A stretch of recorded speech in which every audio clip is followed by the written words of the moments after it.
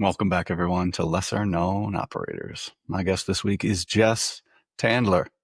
Jess is a infantry officer from the 82nd Airborne, a graduate of West Point, and one of the few females in the entire United States military to earn a Ranger tab.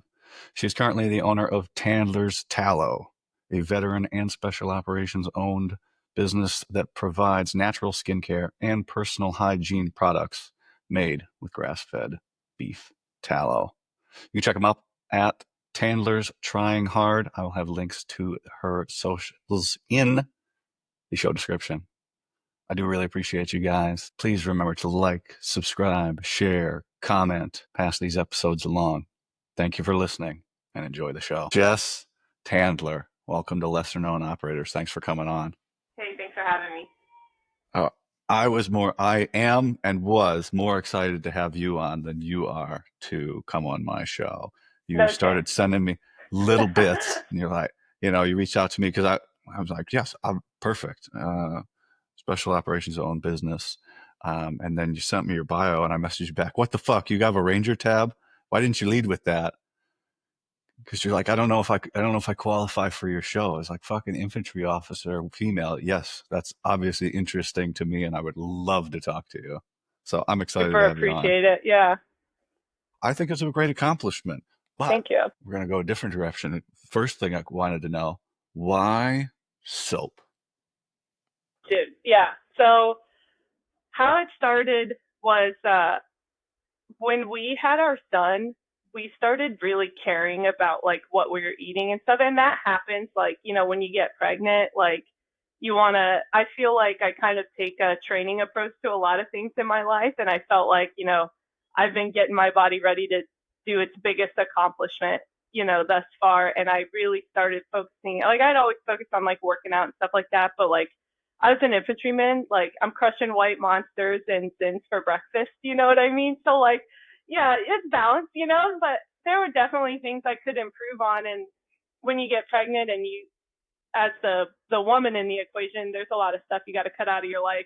Excessive amounts of caffeine, nicotine, alcohol. I dabbled in all three of those, and it was like cold turkey. As soon as I found out, I probably should have stopped it all before, but as soon as I found out I was pregnant, it was like it wasn't even hard to quit. And then so you get over the stuff that you can't have anymore, and then you look at the stuff that you do have and you're like, man, what's going in my body? Like, what is all this stuff? And then you bring the baby into the world, and it's like, okay, now we got to think about like what I'm eating is what that kid's eating essentially. So I just cared a lot more. My husband cared a lot more.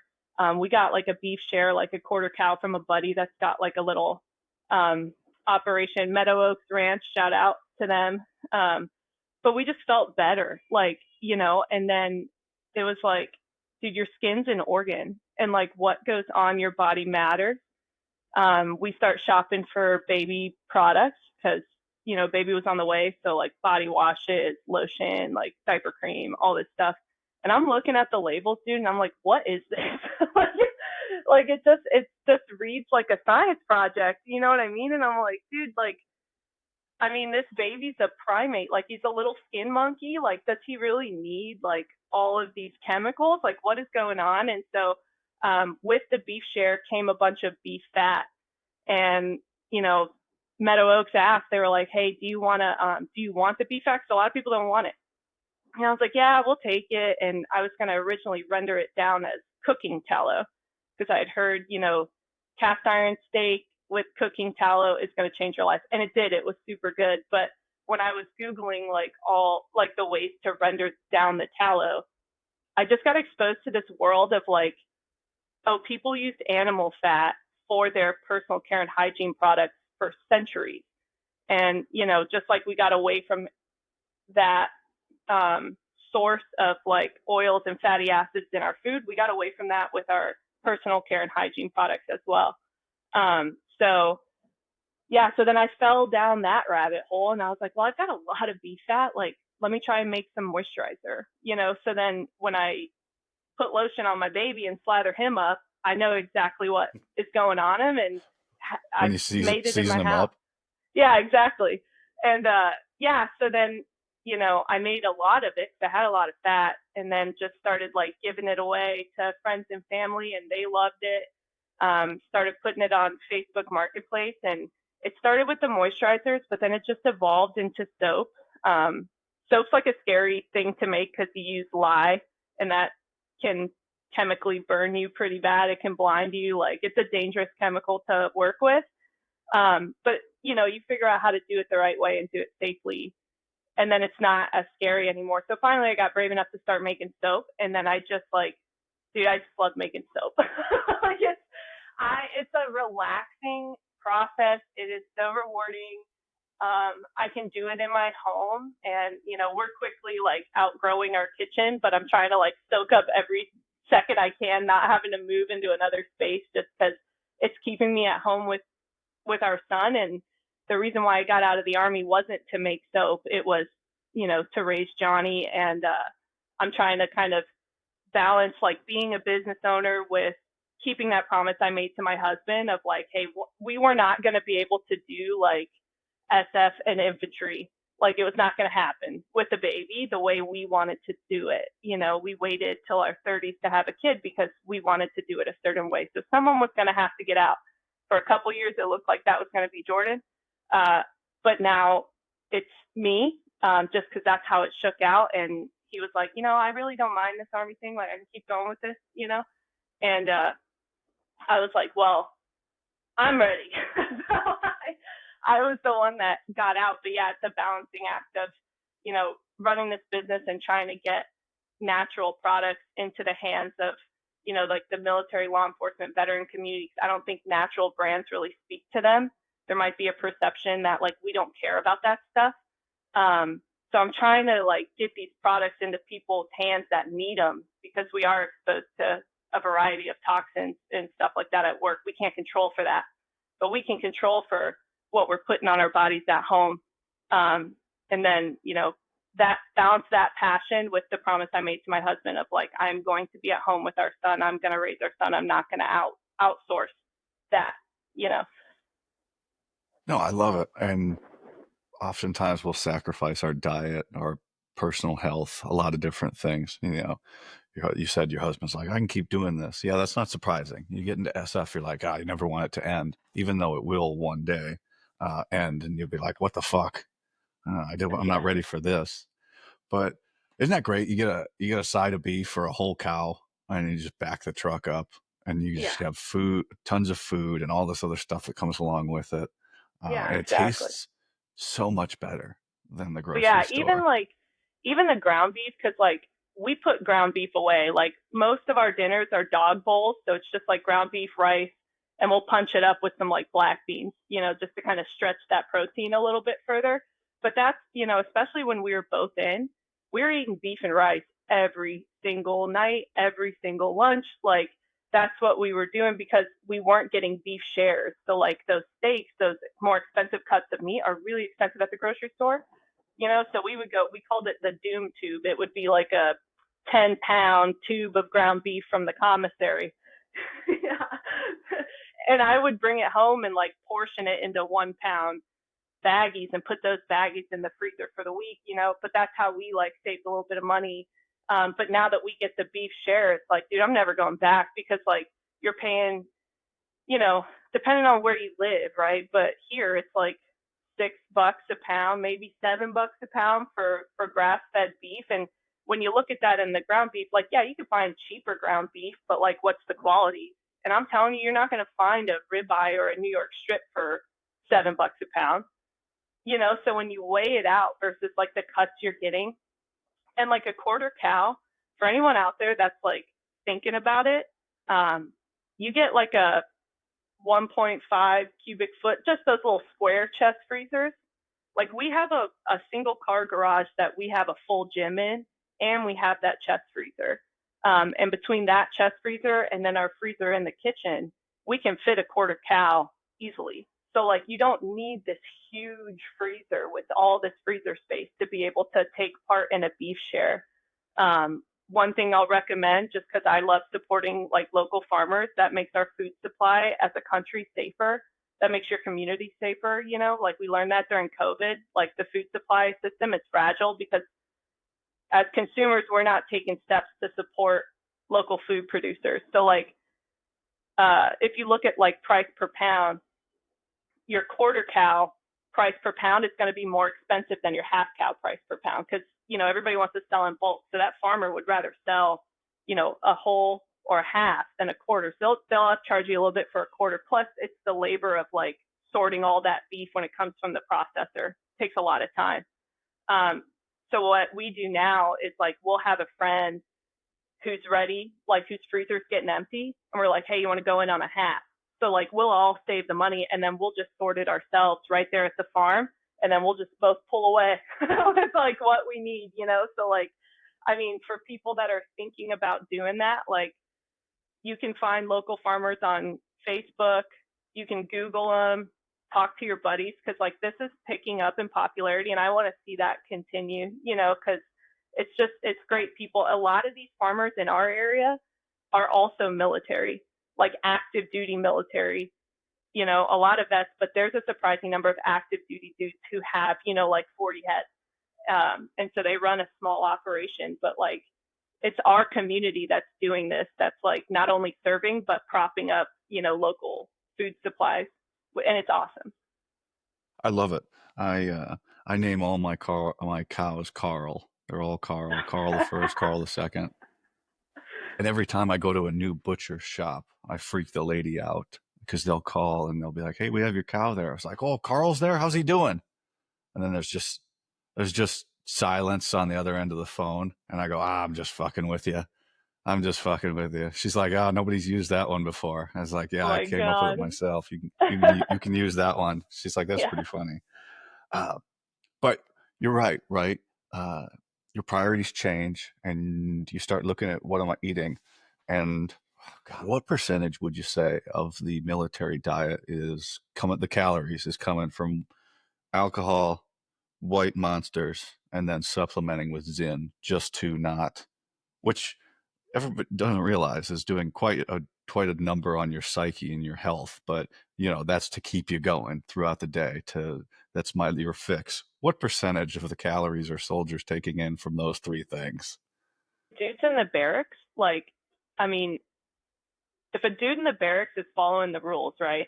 Not cooking in their room or whatever, it's gotta be it's gotta be like 100% on the normal end, and then like 80% if they're really like on the weekends they're getting healthier stuff, or they're going to a buddy's house and like eating dinner over there or something like that.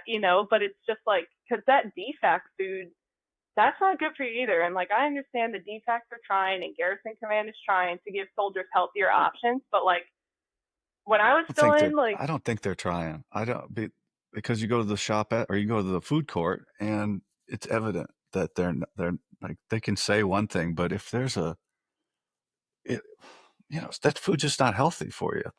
no. And Okay. like, and honestly, like it's really sad, but like even like if we go out to eat, like it doesn't matter what I'm getting. Like, I mean, I don't really do like the cheat meal thing. Like I don't track it or whatever, but I just consider that like it's junk. No matter if you're going to like a tropical smoothie or a Panera bread, or like you think that it's like the branding is healthy, like what they're using to mass produce that food is just not good for you. It's not right now. And like we have restaurants that are making some changes. They're trying to get back to using tallow and all that stuff, and that's great, but like it's not there yet. So like I don't think that you can go eat anything other than a home cooked meal and tell yourself that you're eating healthy and what you're putting in your body is good for you. The macros might be great, right? But like the ingredients are probably not. And like when I was in, like I did like the supplements and stuff like that. And I feel like the issue was my diet was all jacked up. Like the stuff I was putting in my body was all messed up. So I was using supplementation to get me to a baseline, to like counteract some of the stuff I was eating. And like now that, we eat home cooked meals and like we're fortunate to do that, like because my husband works his ass off, I can stay at home and I can cook. And it is not that simple for everybody. And I get it. But the reality of eating home cooked food is we don't, there's a lot of supplements in our house because we feel fine, like we feel really good. Like, I am a creatine girl till I die, mostly because, I think creatine helps you when you're sleep deprived, and with a small infant, like you're going to lose a couple hours, you know what I mean? And I think creatine kind of got me through that. And then even our protein, like we have looked for, you know, protein that comes from a grass-fed source. Um, and we look at the ingredient labels on our protein.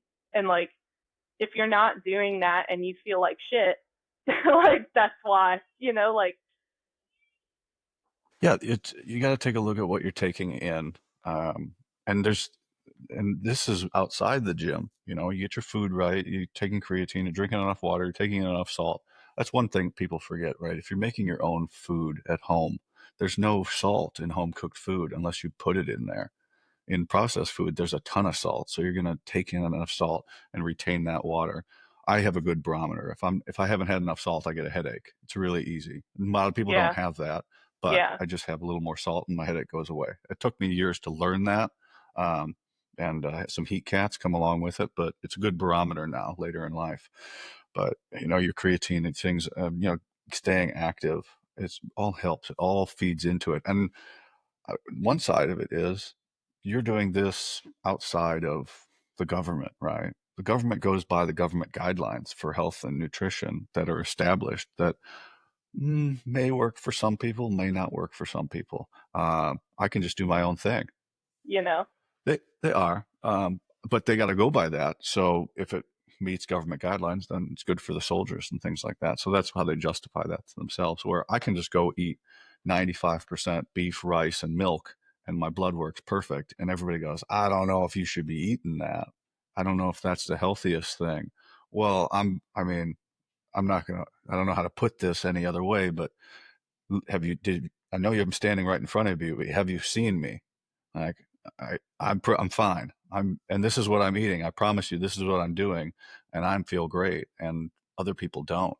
How do you how, how do you feel about when say people have their opinion about the way you're eating and living, but it's working for you? Why don't you just mind your own fucking business, or at least learn something? What do you think when you see that? yeah, I think it's like incredibly sad, because like not everybody, um, like Joe Rogan said in his special, like we lost a lot of people during COVID and a bunch of them are still alive. You know what I mean? Like a lot of us kind of saw what happened during COVID and we're like, where else are like these institutions that we trust maybe not either actively not telling us the truth or have been co-opted by people with a lot of money that can make rules for the rest of us, but we don't get a voice.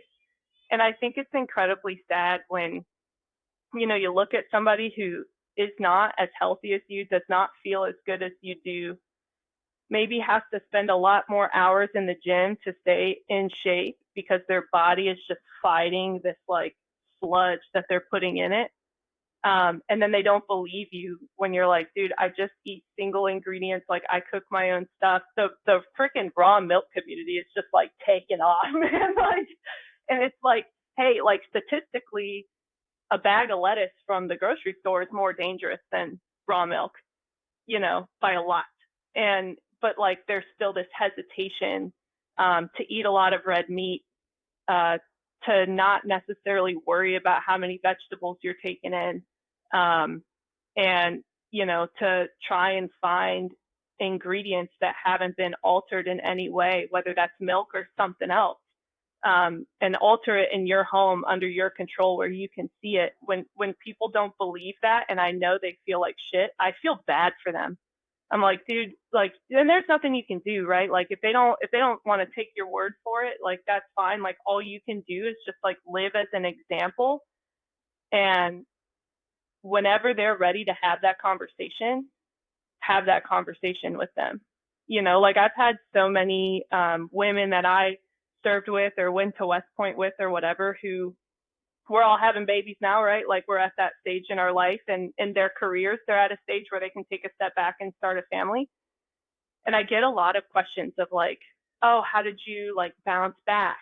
And it's like, dude, like, number one, like, I don't believe in bouncing back because if you only open your digital fridge of friends and check on me every 4 months, like, yeah, it looks like I bounced back, but you weren't there when I was fucking like clawing my way back into shape after having a baby, you know? And it's like, don't worry about what you look like, worry about how you feel, and you'll probably end up looking how you want to look in short order. Like, it's going to happen for you, you know? But it's just like, yeah, everybody's so worried about, I guess, like their outside appearance, and they don't ask themselves if they're feeling good, or they don't want to worry about how they feel. If they look good, like, it's fine. And I was like that for a long time. I was like, dude, if I'm hot, like, I don't care. You know, and it's like, yeah, and that's great, but like, then you're not 20 anymore, you know, and how you feel really starts to matter. Like, if I eat something crazy, I feel hungover the next day, you know, like my husband went TDY recently and he had to eat like airport food or food on the airplane or whatever. That flight lands and he like threw up, like, no shit. And it's just like a testament to, like, you don't realize that that's what you're doing to your body every single day if you're eating that stuff every single day, you know, until you stop doing that stuff, and then you can really see the difference, like, you can see the reaction. And it's just like, man, like, if somebody doesn't isn't there right now, like, you got to be there for them when they are, you know, and just continue to live as like a positive example. If you go like yelling at people and lecturing people and stuff, they're not going to want to be like you. But if they want to be like you, like, then they might be more open to maybe some of the like seemingly unconventional things that you're doing, even though it's not unconventional. It's just we haven't been doing it, you know. That's important to note, right? Wherever you are in, and is not exclusive to your health and fitness, right? Wherever you are, just let people come to you. Don't go, hey, you should be doing this or you should be doing that. I mean, I'm not talking like intervention style. I'm just talking living in life.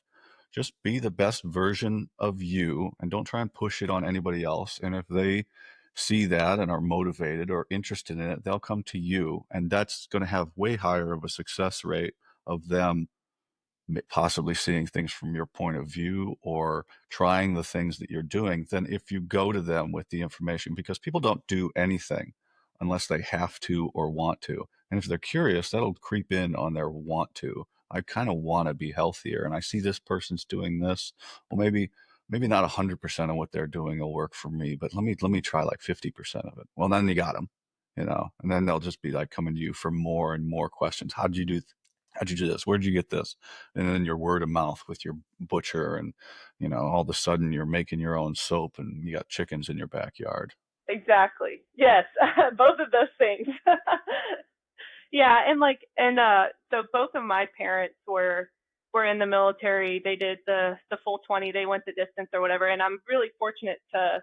My mom lives out in California, so we see each other when we can. My dad retired from Bragg, so he's, in the area. He lives about 35 minutes away, and you know that dude was in Fallujah twice. Like, he got his eggs scrambled by however many IEDs. He was at the burn pits. He was doing whatever. And to me, like, his health is incredibly important, um, to me, and it's becoming more important to him, which is really good. Like, I've seen him make a ton of changes. Like, before, his diet used to be anything that ends in O, like Oreo, Cheeto, Dorito, like, like, that's what he would eat, and it was fine. Like, he was in good shape when he was in and stuff like that, and now that he's out, like, and he's a little older, he cares a lot more. He's a lot more curious, and like, instead of kind of nagging him about what he should be doing, it's like I tell him to come over for dinner, or like, hey, I want to come over this Saturday. Let me make dinner for you. And I'm bringing like top like New York strips and fillets from my grass-fed beef share, and then he eats that and he's like, holy crap, this is so good. Like, what's on this? And it's like salt, pepper, and Salt and tallow. pepper. Yeah, that's it. And so, and now he's like started asking me like, hey, what size freezer do I need? What are the local, because there's a few farmers that we've gotten beef shares from, because they'll have them available at different times, so it is what it is. But so now he's asking, he's curious about the farmers and the different ranches in the area and stuff like that. So like, I mean, I'm a woman of faith, and that's what Jesus did, is he just loved people, right where they were, and they came to him. And so whether you're doing that with faith or food or, lifestyle in general, whatever it is, it's just like love everybody, and, you know, they're going to want a piece of whatever it is that makes you such a good person, and that's when you're going to start being able to impact people. But you got to like square your own shit away first. Exactly. And then with the recovery thing, your role in the military, especially being at the platoon level, and then your husband's role, there's such a benefit to recovery. But the drinking culture is so entrenched in both of those roles, in off time and some of the time, while on duty too, at social gatherings and things like that. Uh, how have you coped with prioritizing recovery over going out and partying? Yeah, I mean, part of it is just like your late 20s, you kind of really start to get tired. Like you just start to wear down a little bit. You don't have as much steam that you need to let off. But like, I think that I have seen a shift with like, as much as as easy as it is to shit on Gen Z soldiers and service members. Like, the jokes write themselves. It's easy to shit on those guys. Um, they're not as interested in some of the stuff that like the millennials and Gen Xers like were interested in at their age. And that's just because they're exposed to so much more way earlier on. So like the party life, the nightlife, it's not as exciting to them for as long. Like, don't get me wrong, like the dudes are still gonna burn it down, like all the time, But like eventually, like downloading the Yuka app, and when you're like TDY and seeing like who can haul like the healthiest, like least additive, like snack haul from wherever you are on this TDY, like becomes like a game. Or I've heard dudes brag about going to bed early, and like you didn't hear that 10 years ago, like dudes are like, I'm in the bed at No. 8:30, and I'm like, hell yeah, like good for you, man. And so like, so people kind of like to get out and about during the day instead of like sleeping their day away to go stand in like a really crowded bar where like you can't really hear anything. It takes you 12 minutes to get a drink. Like that's just not as fun or appealing for as long. Like it's still fun and exciting when you can finally do it after your whole life you've been told you're not allowed in here. That's still exciting. But they're kind of starting to see like there's more to life than that. Um, and I think part of what makes the drinking culture such an issue, so like when we look at like when are dudes like drinking a lot, and when I say dudes, I just mean like people in the military. Um, I think TDY, like you see people get in trouble for alcohol related incidences. Dudes in the barracks drink a lot. And then on the more senior and like leadership side, it's those people that are working until 8 p.m. You see them kind of have issues with alcohol. And I've experienced that myself. And for me, I think my experience is common. When you don't have a line between time that you're given to other people and your time, when that's blurred, you need something to cut it off. And alcohol does that. Why? Because if somebody calls you and it's like, hey, we got a recall formation, we got, you have staff duty today, and like we didn't tell you. You know what I mean? What's the joke everybody makes? Like, oh, I'm drunk, like I can't be I'm already here. drinking. Yeah. Yeah, exactly. So that's like, what do you do when you get out of the field?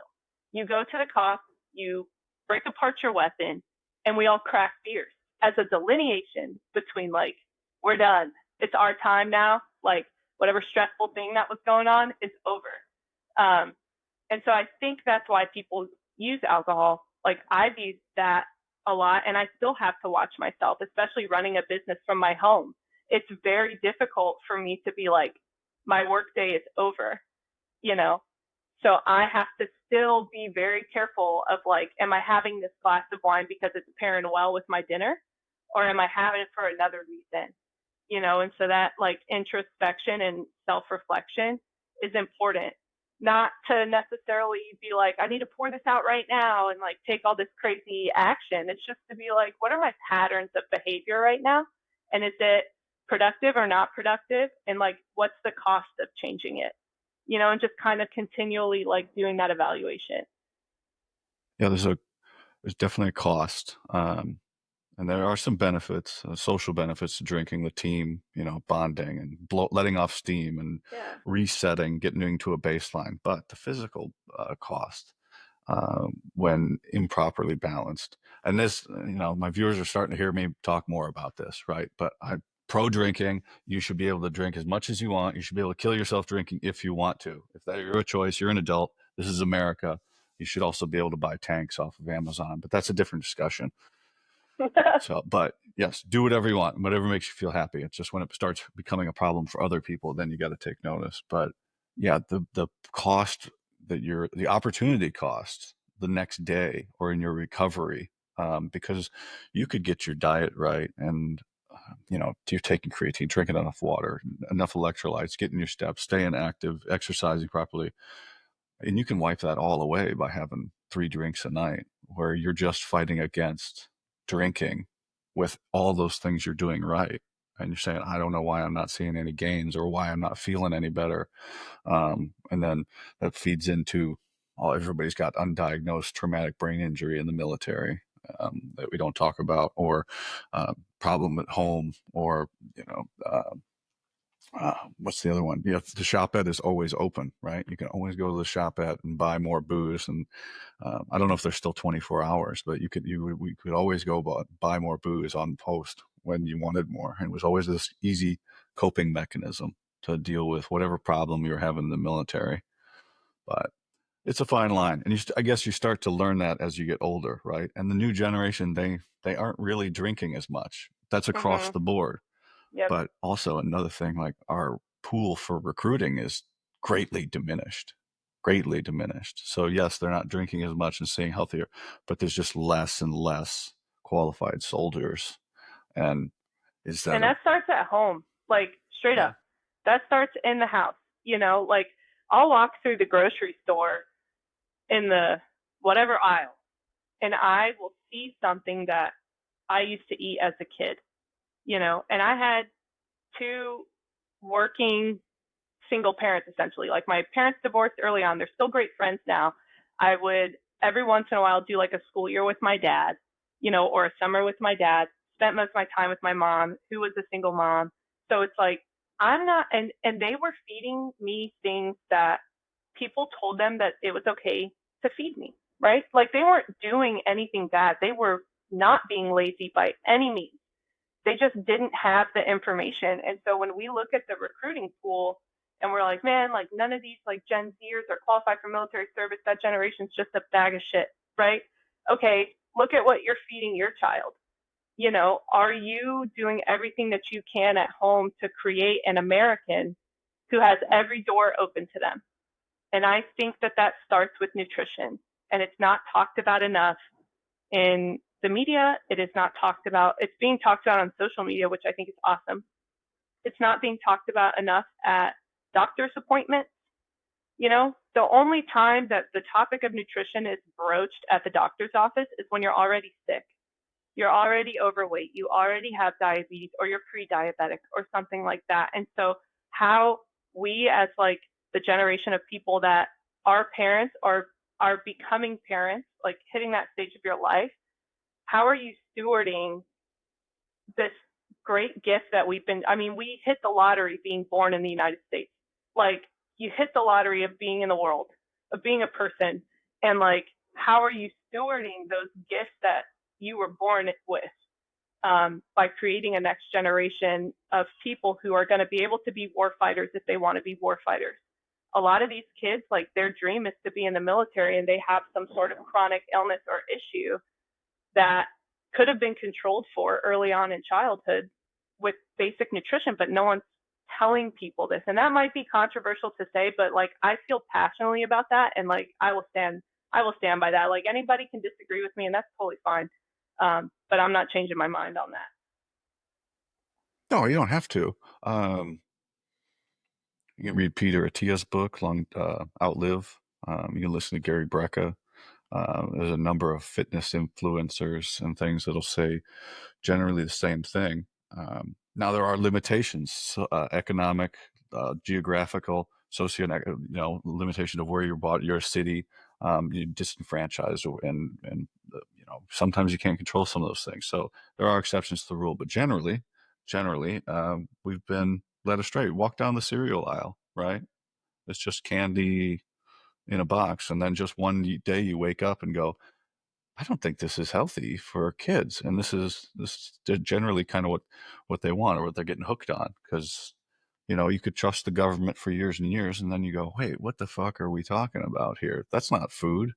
That's not this. But after a while, it's on us. That Hmm. you become an adult. When you're a kid, you're a kid. You don't really know any better. But when you're an adult, you got to make your own decisions. You're not a child anymore. You have to make the best decisions you can for yourself, and then hopefully pass those on to your children and be a good example for your children and the folks around you.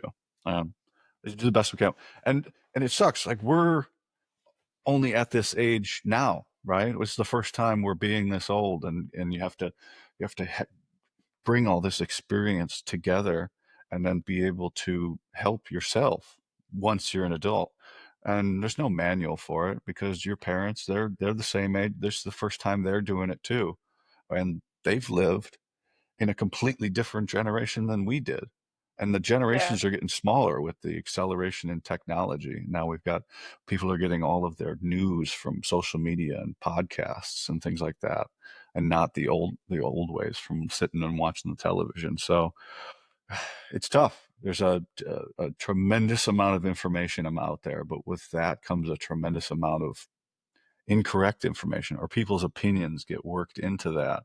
And you really have to um, put that in a sieve and filter it down to what works best for you and your family, and try not to worry about what everybody else is doing. I'm going to take care of me, and I'm hopefully not going to get canceled or make Yeah. any statements that are ridiculous. And people, in your case, want to buy your soap, and they'll be like, well, what else you got? And you can build that into something better down the road and improve things, or at least that's the hope. I think so, right? Yeah, absolutely. And like, you know, the government might try to tell you like what's safe to eat, what's not, what's a good amount of stuff to eat, what's not, the government's not going to be there in that doctor's office with you, and you have to have a conversation, like a tough conversation. Or, you know, so you have to kind of break away. And like if you're in the military or like work for the government in any sort of capacity, you understand how limited this institution is and should be. Like it's the government is not a person. Like we shouldn't anthropomorphize the government, the army, the this, the that. It's a group of people who are flawed, corruptible. They make mistakes and stuff like that, and so they are trying to make these big sweeping general statements that can safely apply to everybody and do the least amount of damage in their dietary guidelines. Like that's on the positive end. On the negative end, Coca-Cola goes in there and says, hey, you want to get reelected? I can help you with that, but we got to kind of tweak this guideline because it's hurting our bottom line, or our shareholder value or whatever. So like you have to understand, and you don't have to like hate everything, but you just have to understand that like those things are happening. And at the end of the day, like what goes on in your home is on you. And you should feel comfortable like doing your own research on stuff and making your own decisions, even if it deviates from, a certain guideline, as long as it's a deliberate decision. You do the same thing in the army. If your doctrine is a guideline, and if you're going to deviate from doctrine, you better have a deliberate reason to be doing that. But if you do, like, you're probably doing the right thing, you know, tactically, generally speaking, but like it's the same sort of thing. Like you can't rely on this big nebulous, like wobbling group of people to tell you how to live. Like you got to you get one life and you get one body. And whether you're like taking that body to the pickup line out of elementary school or you're taking that body to war, like you get one. And so like take care of it and take ownership of it. and you'll find your way along the way. Like, if you just wake up with ownership every day, you're going to end up doing the right thing. Yeah. It's important to realize the government and the military doesn't give a fuck about you. It has to keep the system moving forward. You're just a piece in the wheel, especially if you're a soldier. And I want to clarify things people living or listening to me at home. I say all this stuff. I would put my uniform back on tomorrow and do whatever the fuck my country asked me to do. So it's like, yes, I like this. Like, I'm very critical of this, but I did enjoy the abusive relationship that I was in very much. So just clarify things there, that it's not black and white. It's all gray, both ways. There's no clear cut delineation line there. But as for when I did the carnivore, you know, you look up, is carnivore good for you? 100 articles say no, 100 articles say yes. So I went, okay, I'm just going to do it. So I just fucking did it. And I'm like, oh, I love this. I can't stick to that forever. So let's Yeah. modify it a little bit, and went with what worked best for me. But, you said about going to war, you're in your place now that you're at, selling soap at the farmer's market, which looks like Yes. you're having a great time. Oh, it's a ball. And it it looks like it. I mean, and the chickens and stuff there. But, we started out, you wanted to be, or you came into the military to be a linguist, right? For Pashto? Yeah. So What I what gave you a little bit of what a did the background. recruiter what did the Oh, recruiter say to you to get you to that point? yeah. No, so because I had two parents in the military, they were divorced, and it's like height of the Iraq War. Because they were divorced, the Army could deploy them both at the same time. And whatever happened to me, just kind of family care plan, like figured out. You know what I mean? So they gave me a choice. They were like, you can live with your grandparents or you can go to boarding school. And I was like, I don't know, seventh grade at the time. And I was like, I don't want to live in like an old people neighborhood. So I'll go to boarding school.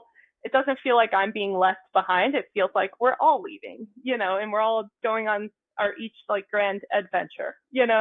Um, and so seeing what my parents went through, the friends that they lost, what happened to all of those families along the way, what happened within our family, um, I was like, I'm never doing this. Like, this is a meat grinder, and I don't want any part of it whatsoever. And so I finish high school, and I go to a super hippie college in California, UC Santa Cruz, like the most hippie you can get. And I did not fit in there at all. And I had a really great education benefit because of my parents' like disabled veteran status, but I was still like taking out student loans because you can't use those education benefits to pay rent, or you can't use student loans to pay rent. Those all have to go to room and board, and like room and board in California, you can imagine, is insanely expensive. So like my tuition and books was covered, room and board was not. So I'm racking up student loan debt, and I don't fit in this community that I'm in. They were wonderful, gentle, peaceful people who many of them had never seen the darker side of humanity and like what exists in the world. And I didn't fit in with them, but I loved them for that. Like, I was like, this is all the things that all those people went through, um, in all the wars that we've had to protect whatever this is that we've built, is made so that there's people in this world who can live exactly like they live. And their worldview could not be more different than mine, but I'm going to stop putting myself in debt for something that I'm unsure about. And I'm going to go do what I know and make sure that these people can continue living exactly the way that they're living, whether I agree with it or can see it from their view or not.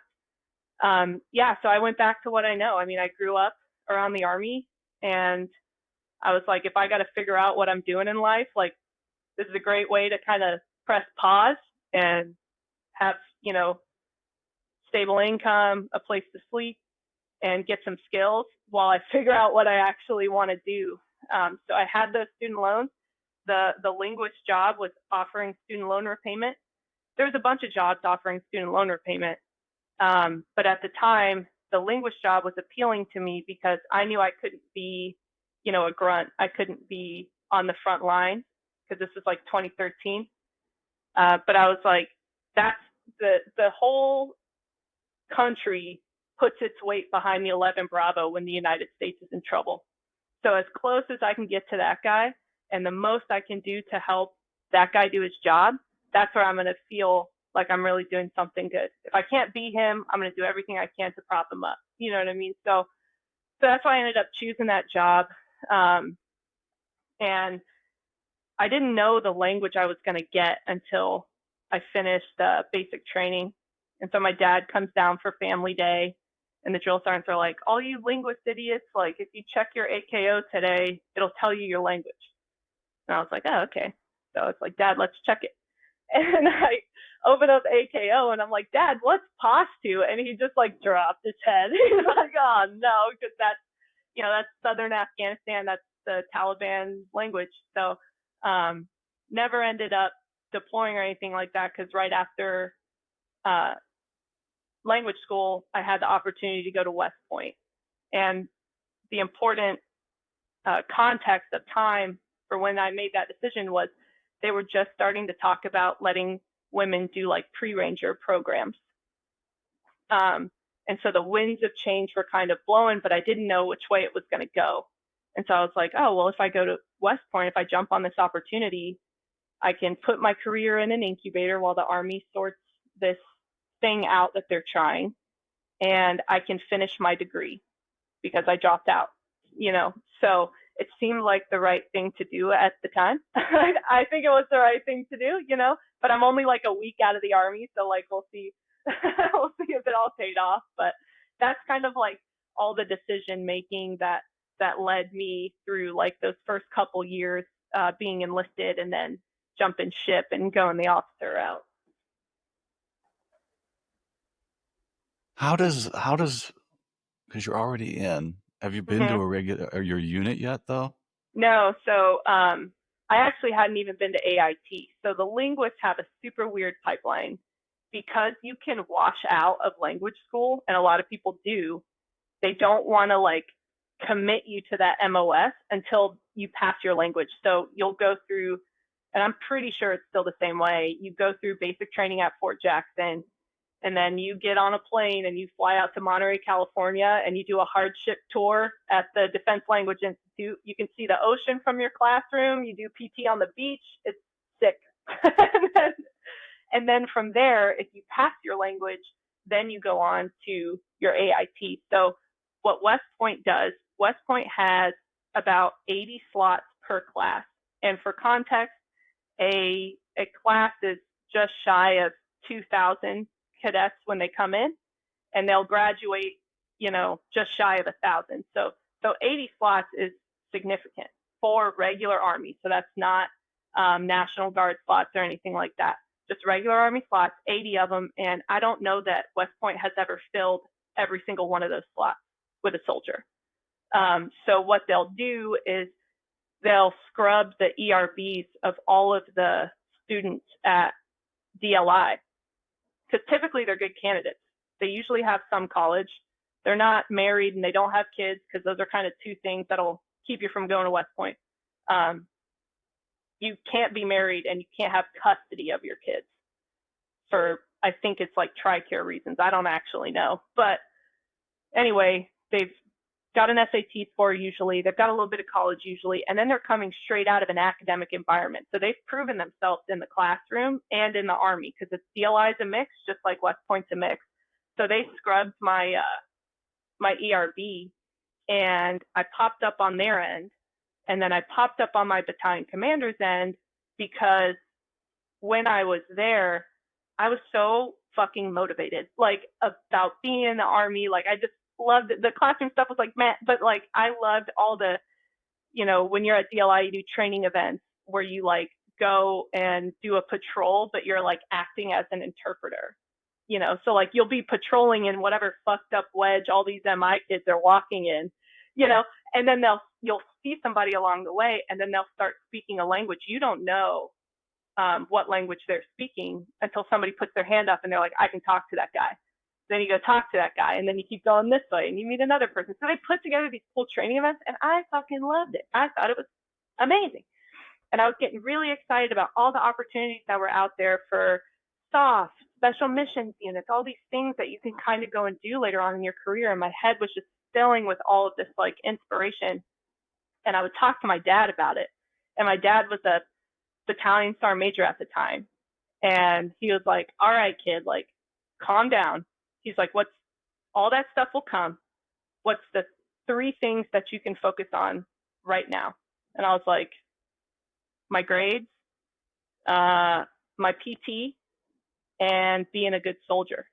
And I was like, I've got the first two. I work out multiple times a day and I'm doing good in the classroom, but I don't get to do a lot of soldier stuff here. And he was like, well, what can you do? So he like talked me through it. And I was like, well, they do have like a soldier of the month board coming up.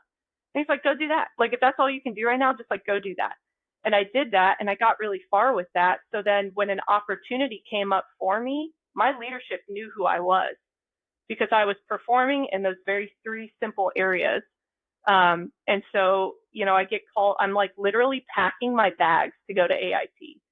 And I get called into the first sergeant's office and I'm like, dude, what did I do? Like, oh, like I was so close, you know?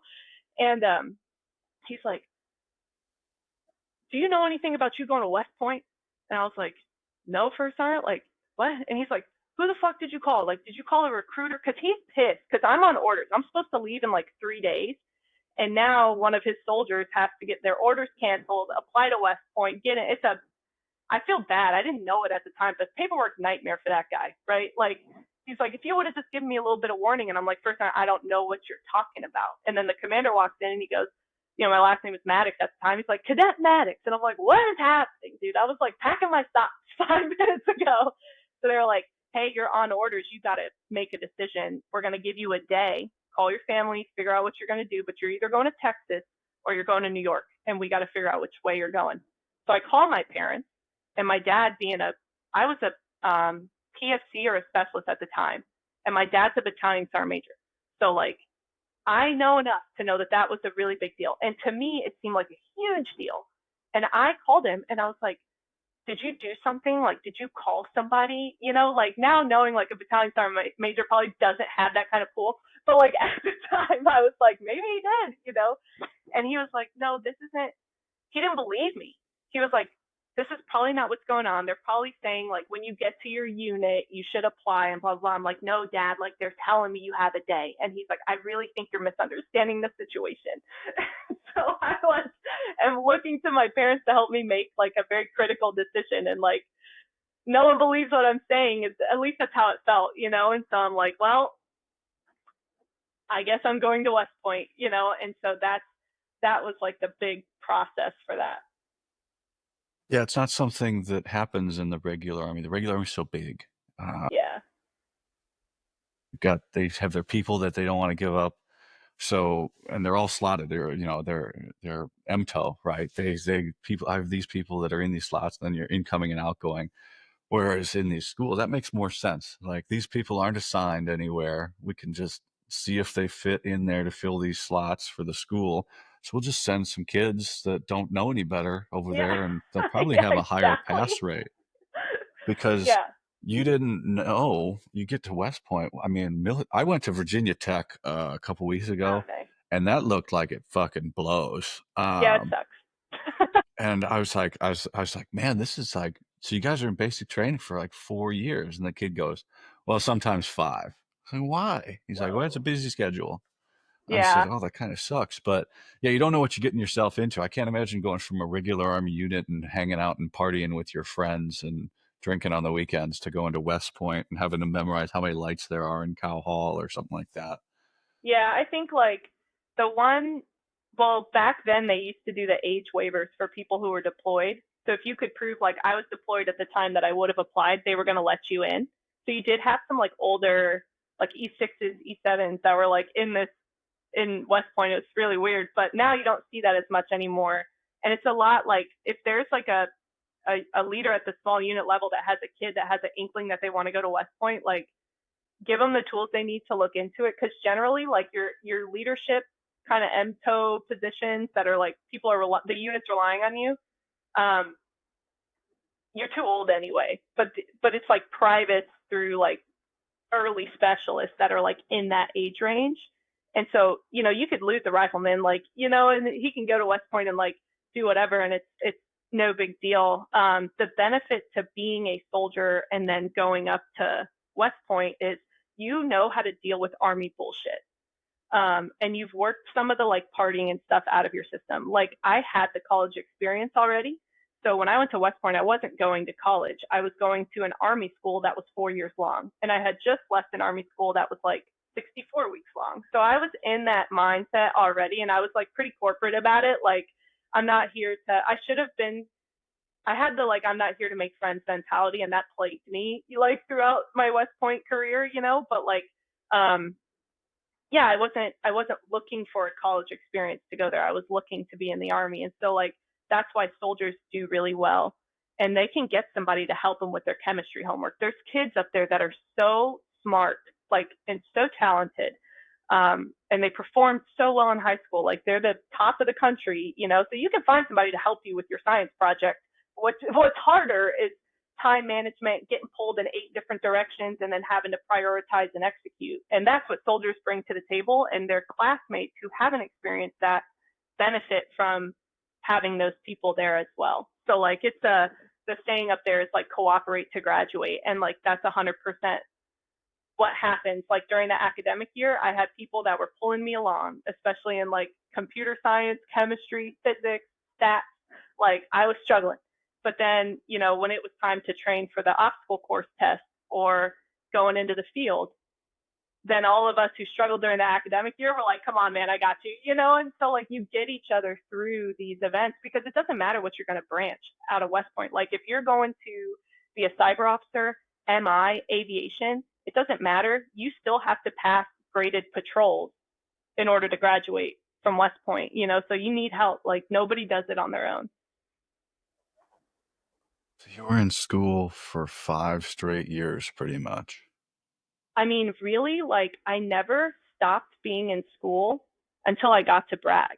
Because if you think about it, like I went, And then you elementary went to school. infantry, and then you went to IBOLC. Yeah. So like I went straight from college into basic training. So you call that like a little break. But then into DLI, and then into West Point, and then IBOLC, which was a real mix of like academic, environment. You're still in student status. And then it was student status for airborne school, student status for ranger school, and then it's like boom, now you're an officer in the Army. Good luck. It's wild to like flip that switch from being constantly student status, constantly peer leadership, to now there's somebody who just got off the bus from Benning who's looking at you as an officer, and you still see yourself as a peer or a student. And so you have to make that change immediately. And it's hard to do, and we fuck it up all the time as lieutenants. Like we mess that up probably more than anything. That's So, okay. yeah, Everybody expects that, though. yeah, Like, they might not know why, the underlying reasons of why they expect it, but they do. Probably for funnier reasons, because memes and things like that. But so, what year were females allowed in combat roles? When was that decision made?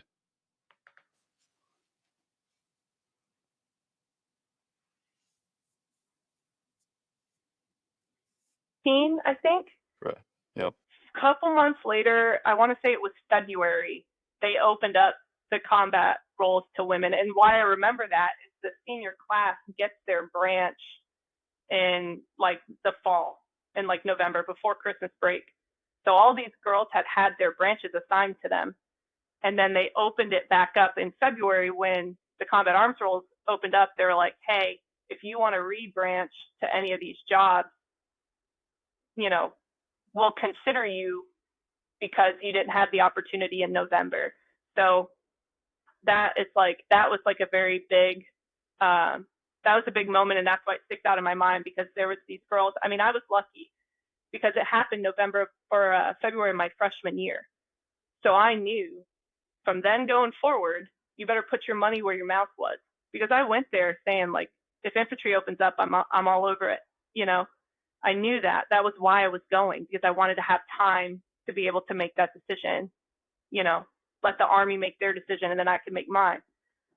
But those girls, they went November thinking they were going to be like an engineer or an MP, to now you have the opportunity to branch Rangers or to branch infantry, and part of the infantry pipeline is Ranger School. So are you ready?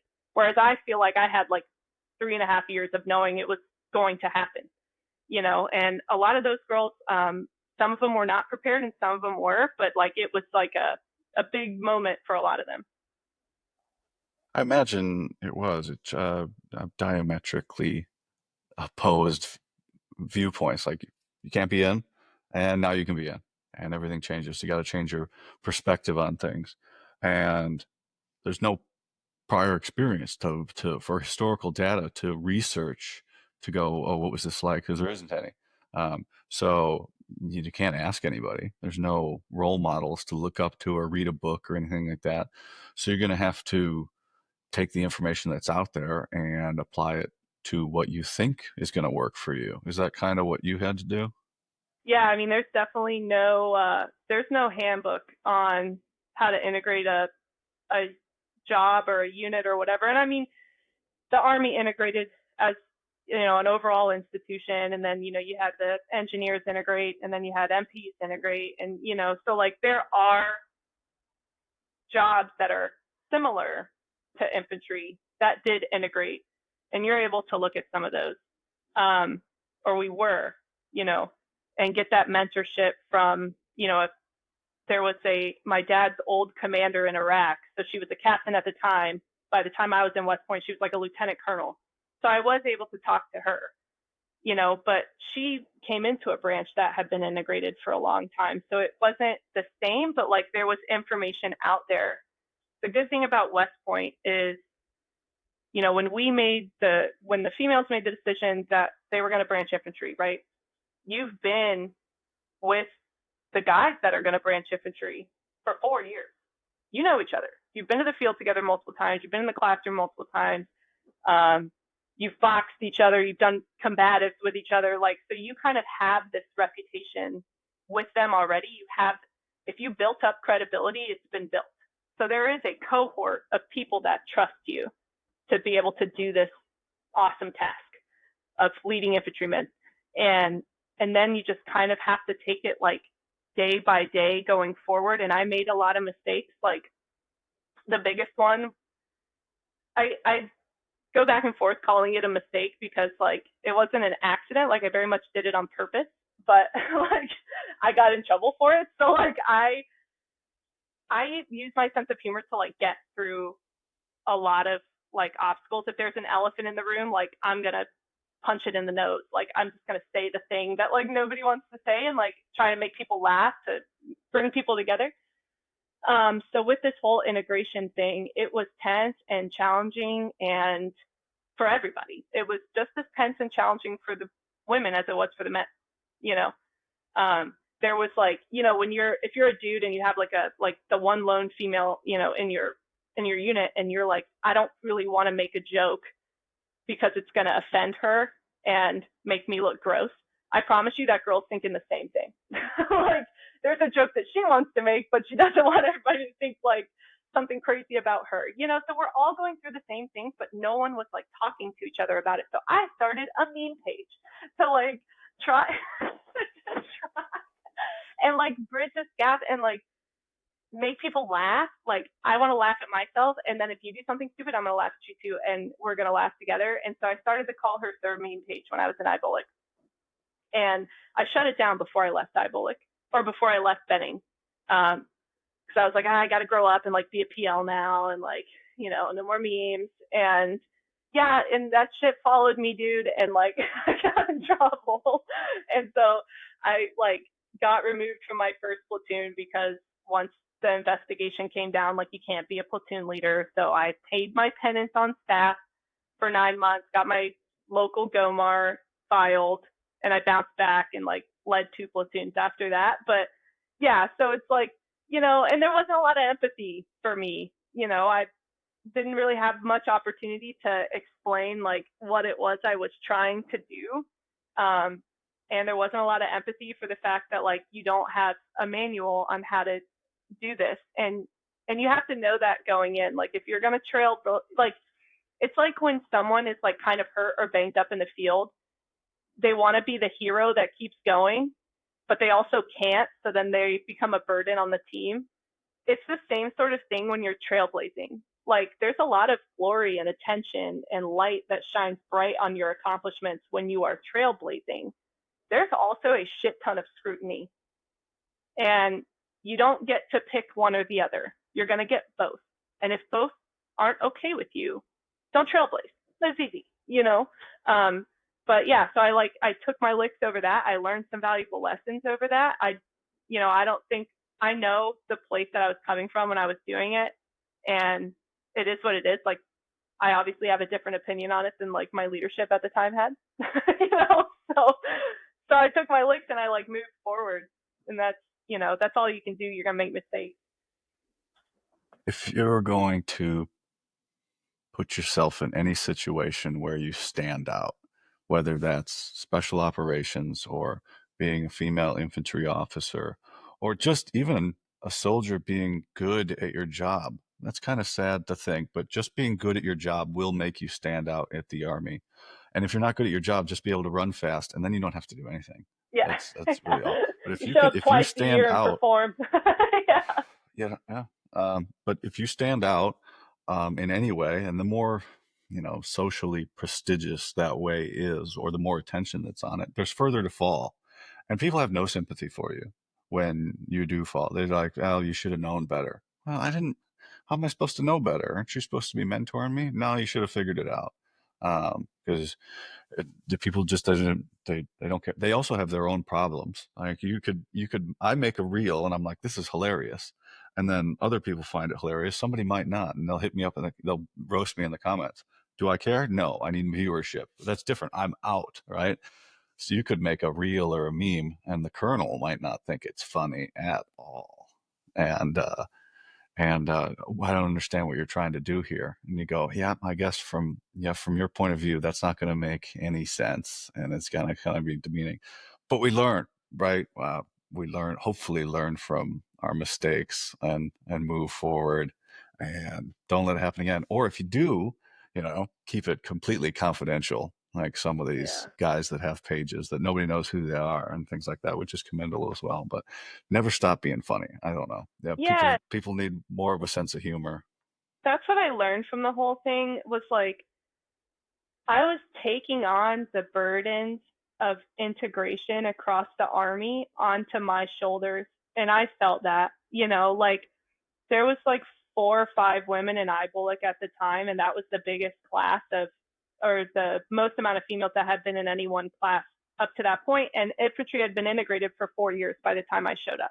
So um, my joke is like I was anonymous, but they figured it out because there was 4 women in IBOLC and 3 of them weren't funny. So like it was easy to like find out, like take a guess who was making those memes. But my issue was I was taking on the burden of integrating infantry across the Army onto my shoulders, and it wasn't on me. It didn't need to be on me. What mattered was creating a functional team wherever I was at. When I was on staff, creating a functional 3-shot, like making it as effective as I can because that directly impacts soldiers' lives, training, whatever. When I'm a platoon leader, I'm making the most effective team that I can within that platoon and the team of leaders that I have, in those NCOs. And so my sense of humor is great when applied to the circle that I'm in. But when I start to try and reach out and do a little bit too much and take on too much, then I open myself up to a lot of scrutiny for people that have zero context, don't know me at all, and that's what ended up happening. But like I stayed funny. I continued to make the jokes. I continued to meet people where they were at. I dropped memes in the group chat as a PL. You know what I mean?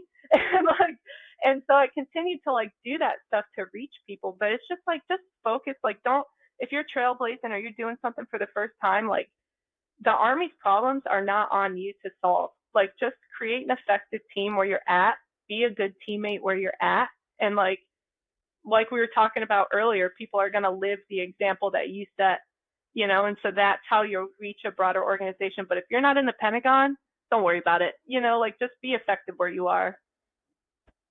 No, and then the best word you put there was context, right?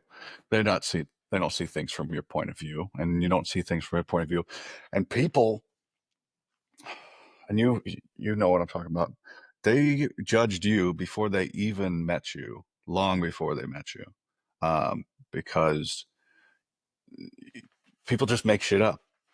People make shit up about me when they hear Big Green Beret. They make up way cooler or shit than I ever did. When I go, hey man, I sat at a desk for like 3 years, and then I would go out and do some cool shit, but I didn't do any of that stuff. I don't have any of that experience. Where I can't imagine going to an all male unit. I assume it was all male unit that you got to at that time. Yeah, I think I was the only female infantry officer. Our F1 was a female. And then we had, I think, maybe like 10 or 11 female 11 Bravos. I meant at the infantry level, like Yeah, like there were some other girls in the battalion because like 3rd Brigade, 82nd was the very first brigade to integrate. So I fell in on that organization. So like it was a little further along.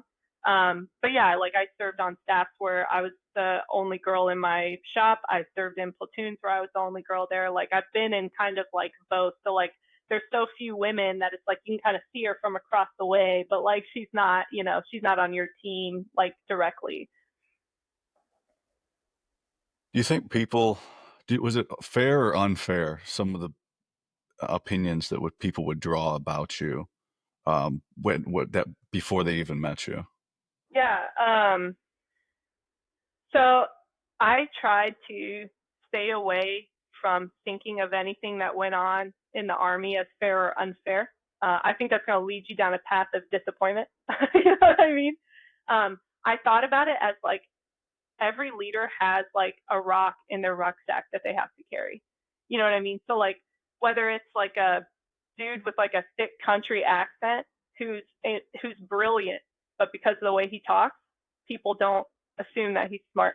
That's like the easiest low hanging fruit example, and you can expand that across anybody. I had a particular rock in my rucksack, but nobody's rucksack was empty. You know what I mean? So that was just like mine. And I think like when I do think back and try to put the lens of fair or unfair over it, there were some things that people thought about me that were probably unfair. Um, I think people expected me to be a lot more nurturing than I was. People expected me to act like all the women in their life act, you know? And a lot of those dudes had never met someone like me. And so it was shocking, you know?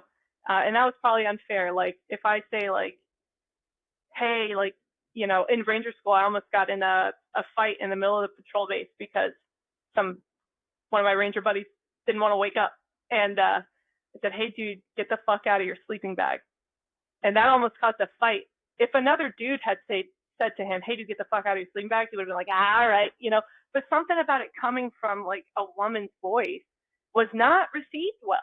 And so it doesn't matter if it's fair or unfair. It is my job as a leader to reach people where they're at. And I can't talk to people the way that it is natural for me to say shit. You know what I mean? Um, and I think on another, Where's that come from? Do you think some of that was from like seeing your parents and their interactions with how they dealt with things, or is this just you pulling like what you think you need to do together? yeah. So my parents like cussed like anybody else in the army. There was just a line between what I was allowed to say and what they were allowed to say. Like that was it.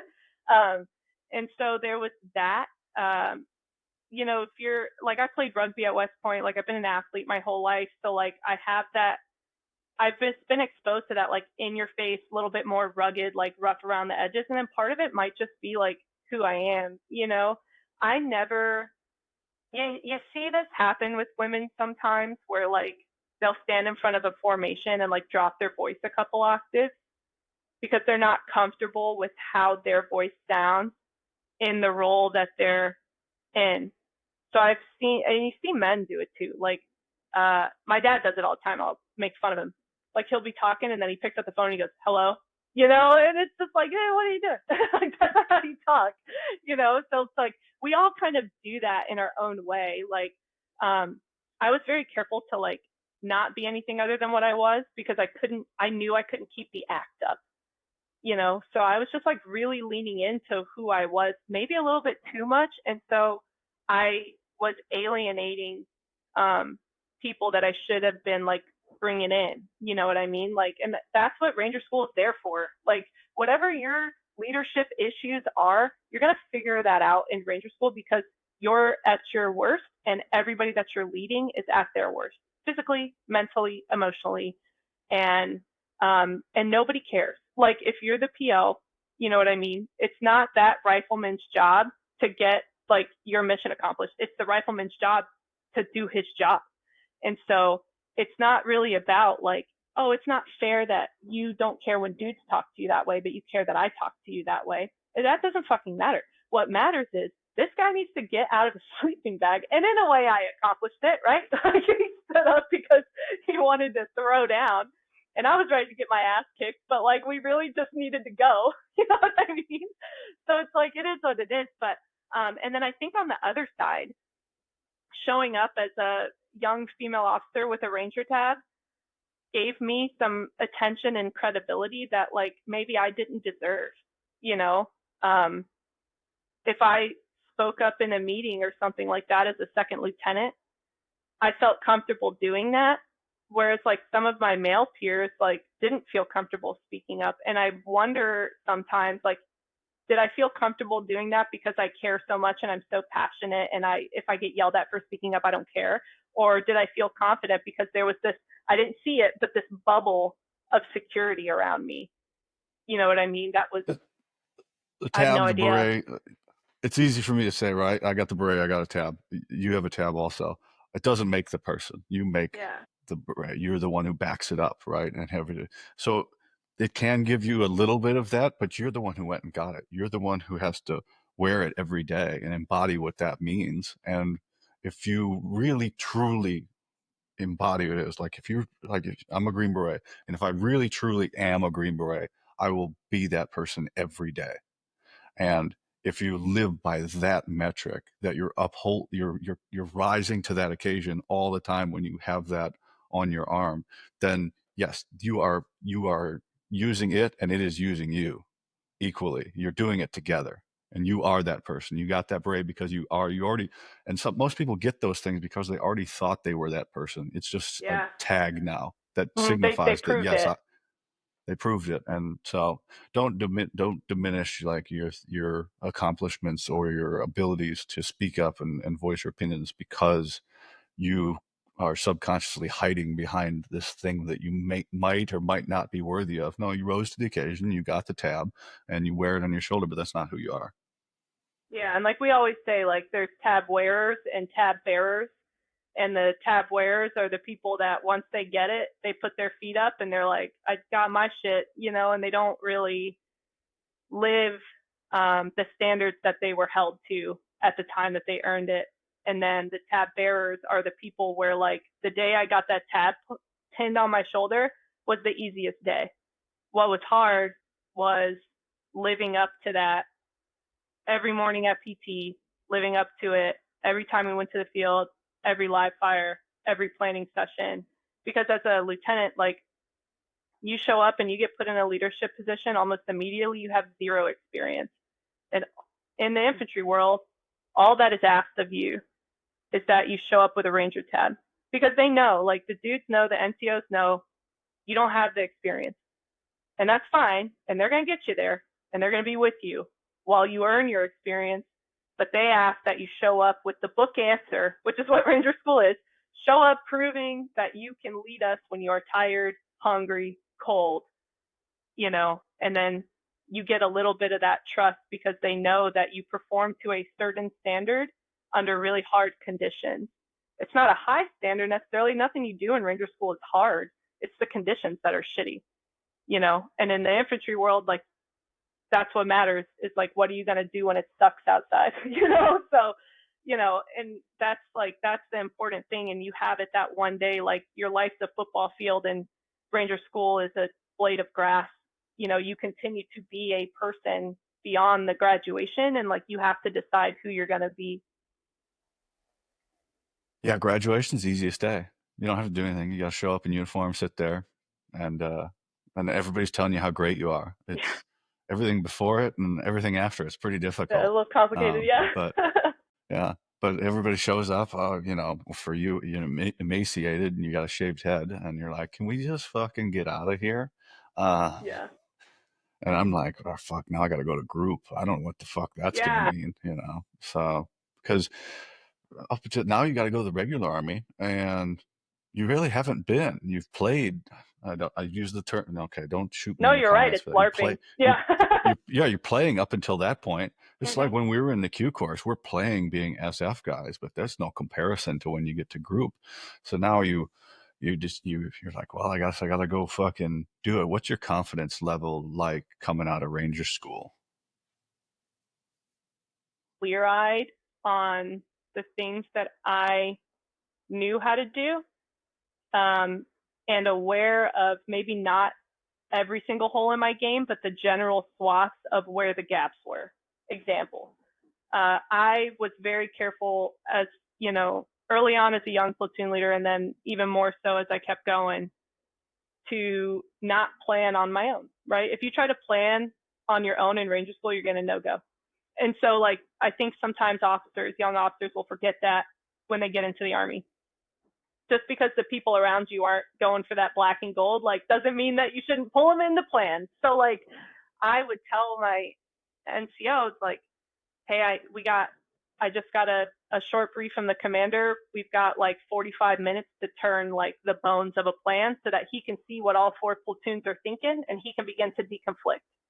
And like, I'm sure you've seen it, when you bring a plan into the room for the first time to a group of NCOs, you gotta lift the lid on the pressure cooker a little bit because some shit is about to come out, right? Like, they're gonna spend probably 5 to 7 minutes just being pissed off. And then you lift that lid, and then you have to put that lid down and be like, okay, we now have 38 minutes to turn a plan. And if you make me plan this like, the commander's going to have a plan in 38 minutes. If you make me do it by myself, it's going to look like Ranger School, and we're going to have a bad time. But if plan this with me, as long as it passes my smell test of what I know to be the right and wrong answer when it comes to patrolling and like actions on, if it passes my smell test, which you develop in Ranger School, I'll do it your way. It doesn't have to be the book way. So I knew that I knew the book answer, but I didn't necessarily know the best way to do it. And I had a very high level of confidence to lean on the people that were around me to do what they do best. Those NCOs, like, they can maneuver a squad, they can run a gun line, they can do all of those things. That platoon sergeant could do my job. The platoon doesn't need me to function. The battalion needs lieutenants to function, and nobody wants a company commander that was never a PL. So you just have to be very clear-eyed about what you're bringing to the table, because you do bring something to the table. I hate seeing lieutenants that are afraid to like lead and to speak up and to put themselves into the arena, because it's like, no, well, you do have a lot to bring. Like, how to mentor people a little bit. How to peer lead, and that's the hardest form. And if you showed up with all your qualifications, the right answer to a lot of things. So you can do all that stuff and still listen to your NCOs, which is what we're all told to do. But if you aren't confident in what you are bringing to the table, you might find yourself in a position where you're listening to an NCO that you shouldn't be listening to. And you're allowing someone to be in your formation that shouldn't be there. And at the end of the day, like, that's your platoon when it comes to like morality, responsibility, property. It's the platoon sergeant's platoon when it comes to like who's the real guy in charge and the shadow governor. Like, if you don't have your platoon sergeant on your team and your squad leaders on your team, that's not your platoon. You're renting the seat. But there's certain things that are yours. And if you have an NCO in your formation that you're so afraid to hold them accountable because you're just a second lieutenant, well, when that NCO really steps in it, the battalion commander is going to look at you and ask you, what did you do to develop this guy? Or did you ever bring up that this guy had a drinking problem, was showing up to work drunk? because he just got a DUI at the gate on Wednesday morning. Like, did you know anything about this? Do you have control of your platoon, lieutenant? So it's like you got to walk the line. Is that bad? That sounds bad. Yeah. DUI Wednesday morning is not good. No, that's not good. For everybody listening home, not good. Um, you said confidence in there. Um, was RASP, Ranger Assessment Selection Program, open to you coming out of Ranger School, or was that an option? You got to be KD complete to go. So, lieutenant, what KD looks like is a little weird. Like, doctrinally, there is no KD position for an infantry lieutenant. So if a battalion commander doesn't want to make you a PL, he doesn't have to. Good luck getting into RAS, as an infantry lieutenant, not having any platoon leader OERs. But the officer process, you kind of have two chances to go. It's after your platoon leader / XO time, so senior first lieutenant. And then you have another chance, if you don't do it then, you've got to wait until your company command time is over. And then you can try again just to be assessed at a different level of leadership. You're being assessed to be a company commander and not a platoon leader in regiment. So like those opportunities were open to me, and it was just, it was my choice not to take them. Like I had already been in trouble with that BC, and like you're not getting into RAS without your battalion commander's recommendation.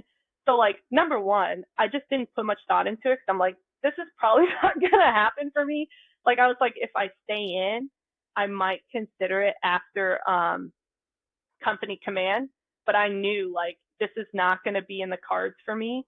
And I could have tried anyway, but it just wasn't particularly like that just wasn't where I wanted to go. Like I was in a relationship with my, future husband at the time. Like I didn't want to leave North Carolina. And so I was kind of like, okay, what can I do to like stay here, And then when the thought came of like, yeah, like going SF or whatever, I was like, I got one Green Beret at home and he's a handful, and I don't want 11 others at work.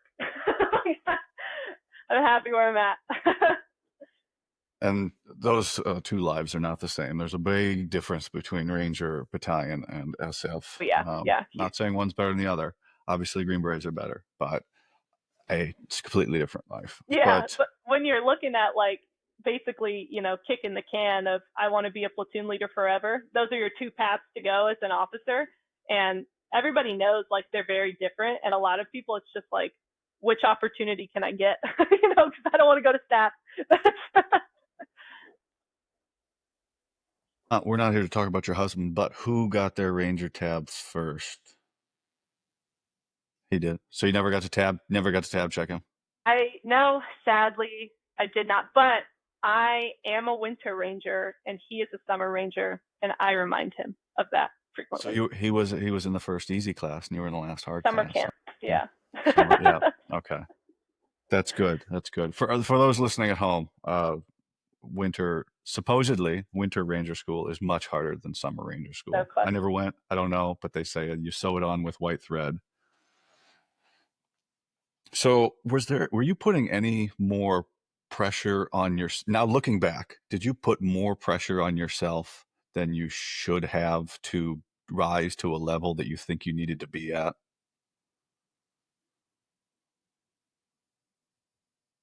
Making the problem of the Army integrating my problem, like once I got past that, no. And so the reality of being a female infantryman, you are not the biggest, you are not the strongest, and you're probably not the fastest. And for me as the platoon leader, I was in a really easy position to be like, good. If I'm the strongest person in this platoon, that's a huge fucking problem. If I am the fastest person in this platoon, that's an issue. That's not very politically correct. Yeah. Yeah, it's No. not, right? Like, and I have no, like, my mindset with this is it is equal opportunity, not equal effort. So I have no like misguided perspective about a woman's capability over a man's. Why? Because I lived that shit. I woke up every day and I know how hard I had to work to be able to do that job. and it was a lot harder than most of my male peers. Like I was seriously worried about I wasn't worried about like pull-ups or push-ups because I was a rock climber. Um, I knew I could ruck. I was worried about the 5 miler when it came to ranger school. But I had buddies, like classmates, friends of mine. They would not run for like 4 months. They could get out of bed and crank out a 36-minute 5 miler. Dude, not the reality for me. And even when you stop looking at like women and men and you just look at men versus men, some men are just stronger and they suck at running, and some dudes are really good at running and they can't put on weight. So it's like these differences exist between the sexes 100%, but they also exist within the male population and the female population to a different degree. There's only going to be one dude in the platoon who's the strongest dude in the platoon, but there's also 39 other people there. So it's not about like, for me it wasn't like, oh, can I beat them all at this feat of strength or this run to prove myself. It's like, no, like, what are the things that they need me to do that only I can do? Plan and resource training, synchronize assets. If we're talking about live fires and you got like Apaches and artillery and mortars and your gun line, synchronizing all that, they need me to be able to do that. And they need me to be fit enough that I can, move this platoon to the LCC, and then I can maneuver, and I still have the wherewithal to make decisions. I can still communicate effectively over the radio. Like, that's what matters. That's how fit you have to be. So because I already knew I wasn't going to be the biggest, the strongest, the fastest in the platoon, I was like, great, they should all be way stronger than me. Like, that's what I want, and that's what I train them to be. But I also have a standard of what I need to be able to do to effectively lead this platoon and do the job that only I can do. So you're saying all the things that men can't do, men can do, women can't do? No, I'm no, just kidding. yeah, and I don't think like Because all the things some I'd be dudes at can do, group. other dudes can do. I'd be at group, and there's things that other dudes could do that I was like, I'll never be able to do that. Yeah, man, like, My first day of selection, I was like, what the fuck did I get myself into? When there was a guy who ran a 9-something 2 mile, I was like, yeah, like, I don't know good for if I'm in him, the right man. Like, place. yeah, like, good I for was, you. Like, I tell people, when I got back, I was like, I could dedicate the rest of my life to that, and I don't know if I'd be able to do that.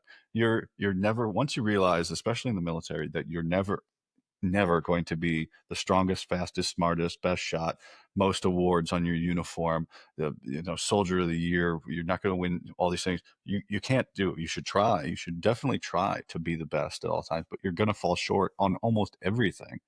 But that's what sets you apart, is that you actually try. You try and set yourself apart and try and be an example to everybody around you, especially as an officer. Because when I talk to those cadets, you have so few interactions with soldiers. Because after you get moved out of the platoon, you go to a company level and you don't really interact with soldiers. And then you get onto staff as a major. And 10 years down the road, the opinions of the soldiers in the battalion might be completely based on the fact that a private that you were nice to thinks they could have a beer with you now, 10 years later. It's like, hey, what do you think of Major so and so? It's like, yeah, they're pretty good. And that might infiltrate the entire squad or platoon at that point. If one specialist or sergeant says, yeah, they were great when they were my PL. Were you cognizant of that, of what I'm doing now is going to affect what people think of me later? And the greater, I guess, at the time, going to affect what they think of other female infantry officers as well. yeah. So the benefit of West Point is like there's no other commissioning source that produces such a large population of officers. You know what I mean? So like if you go to like the University of Alabama, your Roll Tide, your cohort of ROTC might be 12 people, and then you go to 10 different bullocks, and then you go to 20 different duty stations, so you get really far removed. Whereas West Point, 900 and something of you graduate, 25% of you go to IBullock, and of that 25%, a huge portion go to whatever, infantry division you're going to. So I knew early on reputation matters. You get one chance to make a first impression. Um, and I knew that when someone in the military sees a female infantryman do something, if it's negative, they will project that onto all of us. If it's positive, it's like, well, good for her. She's awesome. She's an enigma. You know, if you see like a female that like crushes it, you're not like, every female in the Army is just like her. You don't think that. When you see a female really struggle, you wonder, is everybody like that? You know, and I'm guilty of it too. Like when I see when I would see a female on a range with, or somewhere with like fucked up hair, I would go say something to her, like regardless of rank. You know, maybe my approach would be a little bit different, but I try to be at least minimally respectful to everyone and be like, hey, like it's like kind of messed up back there, like it's not good for the brand, you know what I mean? But like with dudes, if they had hair touching their ears or a mustache that was out of regs, I honestly didn't care. I knew it was out of regs, but I didn't care, and I didn't see that as like affecting the perception of infantrymen as a whole. I wasn't worried about it, but with women, I was worried about it, and that is a flaw. That was a flaw in my leadership. I should have just I should have just not given a shit or gave a shit. You know what I mean? Like, and just hold everybody to the same standard, because that's all any of us want. But even I failed to do that sometimes. Yeah, in for a penny, out for a pound, right? You got to, um, you have to. It's tough to uphold the same standard because you don't think the same way on different things, or you don't. You're like, oh, maybe that's not my place. Well, yeah, it is your place, or because you don't have maybe I don't know. You're doing something for the first time, and you're like, should Yeah, I? Should I you make not? mistakes. You know, quick sidebar about getting in other people's business about hair. Yeah, I'm down in North Carolina. This has nothing to do with the story, but it does about getting in other people's business, and now you're involved in their life. yeah, One of the sergeant majors was an SF guy, just not a CSM, just a sergeant major. And I was like, "Hey, man, what are you doing here?" And he's like, I got called up for the hurricane. I gotta go do this." I was like, we're talking and stuff, and then I'm going through the building, and they're out back, and him and another E8 are like hem this dude up because his hair is like he's got a mop on, right? And they're like, dude, you got to get a haircut. And he's called up National Guard, and the kid finally goes, Sergeant, I'm homeless, and like I don't have any money, and I had to quit my job at McDonald's to come here. And then like a couple hours later, Sergeant Major goes, I don't know what I got myself into by hemming this dude up about his hair, but now I got to try and find him a job, and like I had to buy him a haircut, and now I'm like involved in this dude's life, and I'm like, the I Godfather's his kid now. It's like a whole thing. yeah, it's like if you got to be in, if you're gonna get involved, with the National Guard Yeah. soldiers in their hair, be prepared for the reason why this dude doesn't have his care. Now you gotta, you're gonna have to deal with Oh it my god. because you go up to that soldier, right, and that could lead to, okay, what? I don't have any money. My money, she left with all my money, and I'm stealing food out of the supply closet. But it's your Yeah. responsibility to see those things. Like a sergeant major once told me, if you leave work late one night and you're the commander or something like that, you know whose car belongs to who, right? And if the same cars are here at 7, 8 o'clock, and that person's not in a leadership position or something, you might want to bring it up to that person's first line supervisor and be like, hey, why is private or sergeant so and so here so late? Could be problems at home, or something you could help them out with if you're an observant leader of just noticing things. So while I do say, yeah, be careful what you get yourself in the middle of. It's your responsibility as a leader to take care of your soldiers and find ways to get information out of them that they're not going to tell you by just asking them, knowing somebody's name first off, right? But I thought that one about the cars in the parking lot was brilliant. You see who's staying late, you'll find out who has problems at home. Yeah, it makes sense. Yeah, like infractions are just that, but they could also be like a symptom of something much bigger. And yeah, you don't think about like, why is this kid's hair long? You just think about like, cut your hair, dude. Like, like it's, yeah, that's remarkable. So yeah, it's But you don't learn that, because you don't learn perspective till later. It takes a lot of experience to get that, or to put yourself in that situation where you walk into, you go, what the fuck did I get myself into? And then you realize, well, whose fault is it to solve this? Oh, fuck, this is my problem. Now I got to deal with it. And it's not, It's your job. it's, it is 100% now your problem. And that comes with, somebody calls you in the middle of the night, you better fucking answer the phone and talk to them. Um, I'll call you the next morning. Just kidding. But yeah, if I get the call, I'll talk to you all night. But yeah, to just, and you said infractions, right?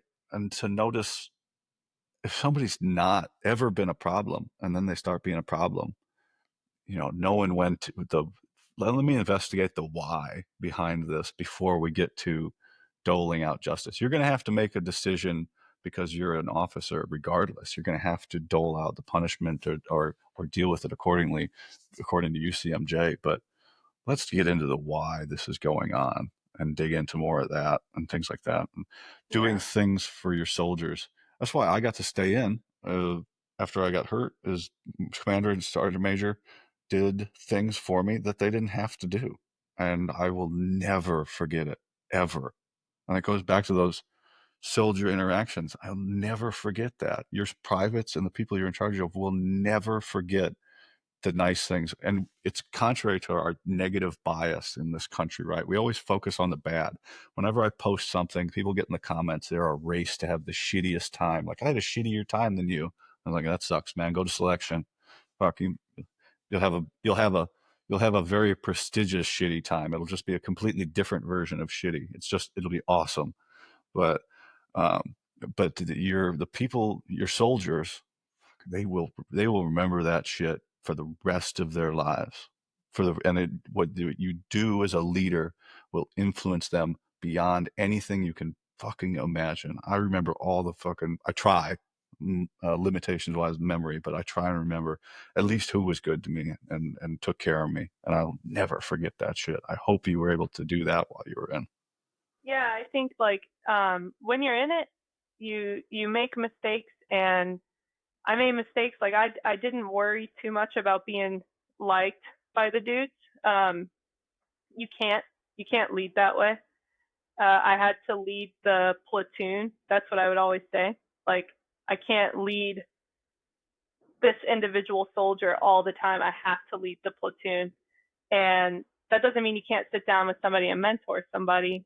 Um, but you can't get wrapped up in being liked, because then that pursuit will start to influence your decision making. And I don't know that being liked should be a factor in your decision making. So you kind of have to protect your ability to make good decisions. Um, but who likes you and who doesn't, like at the end of it. You know what I mean? And like my metric, because you're never gonna, there's like an adage where like a certain percentage of the people are gonna love you no matter what you do. A certain percentage of the people are gonna hate you no matter what you do, because you're just cut from a different cloth. They just don't like you. And then it's the people in the middle that could go either way that you should worry about reaching. And I would look at, like, I knew who my performers were. Like I knew who the best dog gunners in the platoon were. I knew who the shadow governors of the platoon were, the positive, influential dudes in the platoon. And if uh if they didn't like me, that would have hurt, you know. But like, to be frank, if the dirtbags in the platoon are not fond of me, good, right? Like, I don't think that I'm the type of person that you would like if you are a dirtbag, because I'm about accountability and standards and effectiveness. That doesn't mean that it's not my responsibility to reach you, but if you're a poor performer and you don't like me because of my leadership style, I'm not going to change my leadership style based off of that fact alone. Now, if the dudes in the platoon that we rely on to get stuff done, if they don't like me, then it's like, now I got to look in the mirror as a leader and be like, am I doing something wrong?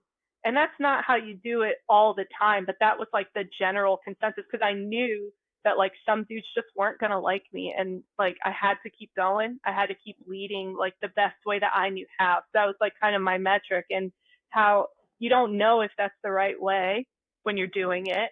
Um, but now that I'm out, and a lot of those dudes that I served with, they're starting to get out, or they're becoming ranger instructors, or they're kind of moving up. They're not specialists anymore.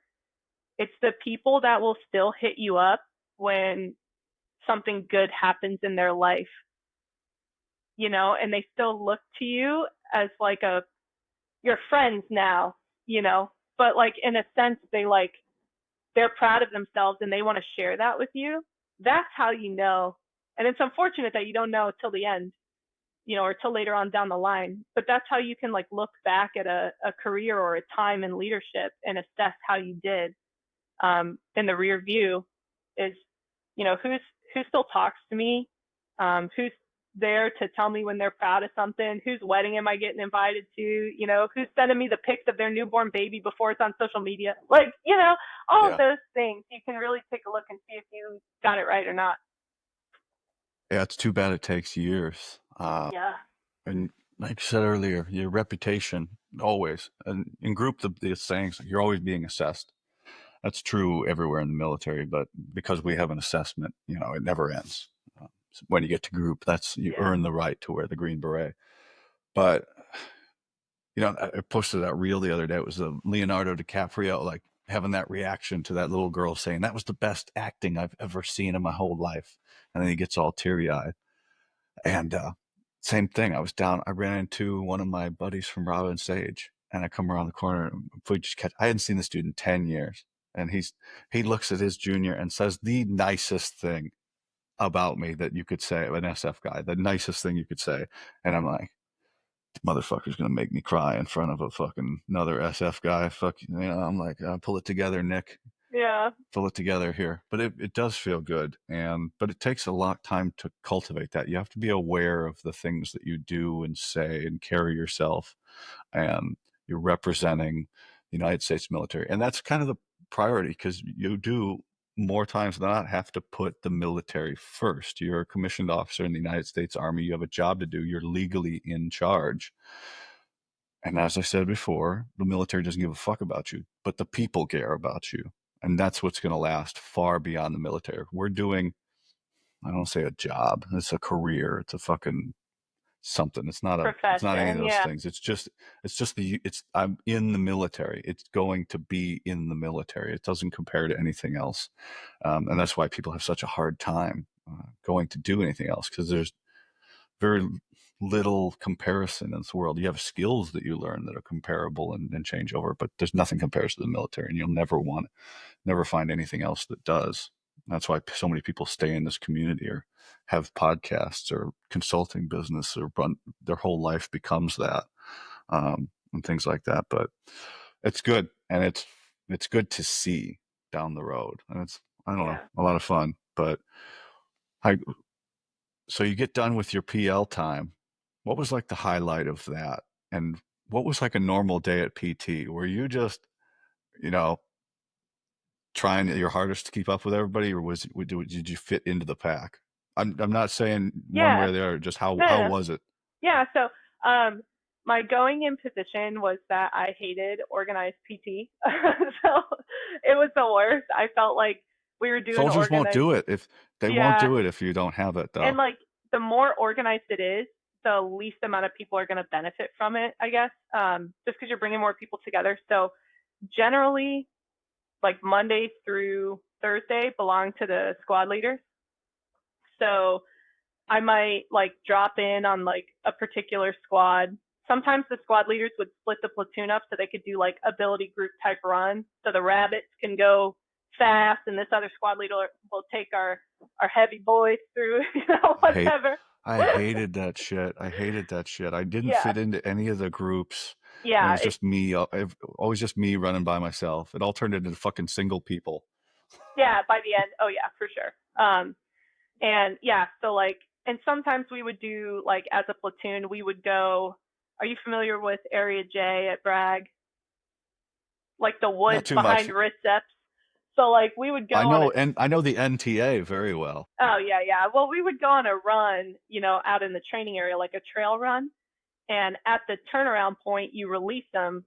So now we ran together and we got the team, blah, blah. And then now everybody can actually get a good workout on like the 2.5 miles back. So like Monday would be a run and we'd split it up however the NCOs wanted to do it. I never planned PT. I asked for one day and I'll get into that in a second, but I didn't want to plan PT just because it's not impressive. When a commissioned officer with a Ranger tab like can plan PT, but there's dudes who have never planned anything besides like breakfast before that needs some development. So like I use PT as that tool.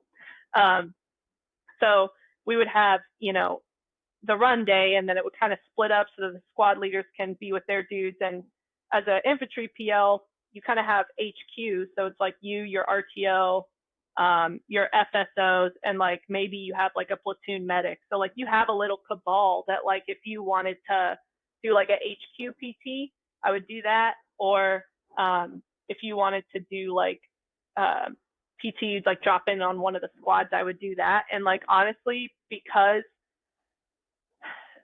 like I feel like this is like not a good thing. So this what I'm about to admit to is like what I think is a mistake. Listen up, everyone. Yeah.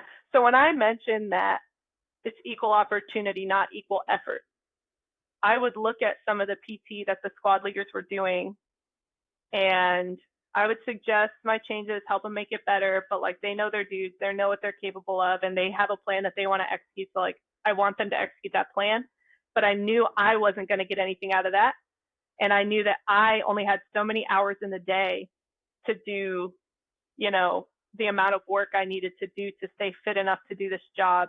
So I was in a really weird spot where I had all this pressure on myself of like, I have to stay fit enough to do this job. And like, this workout sucks. And I know it sucks and it's not going to help me.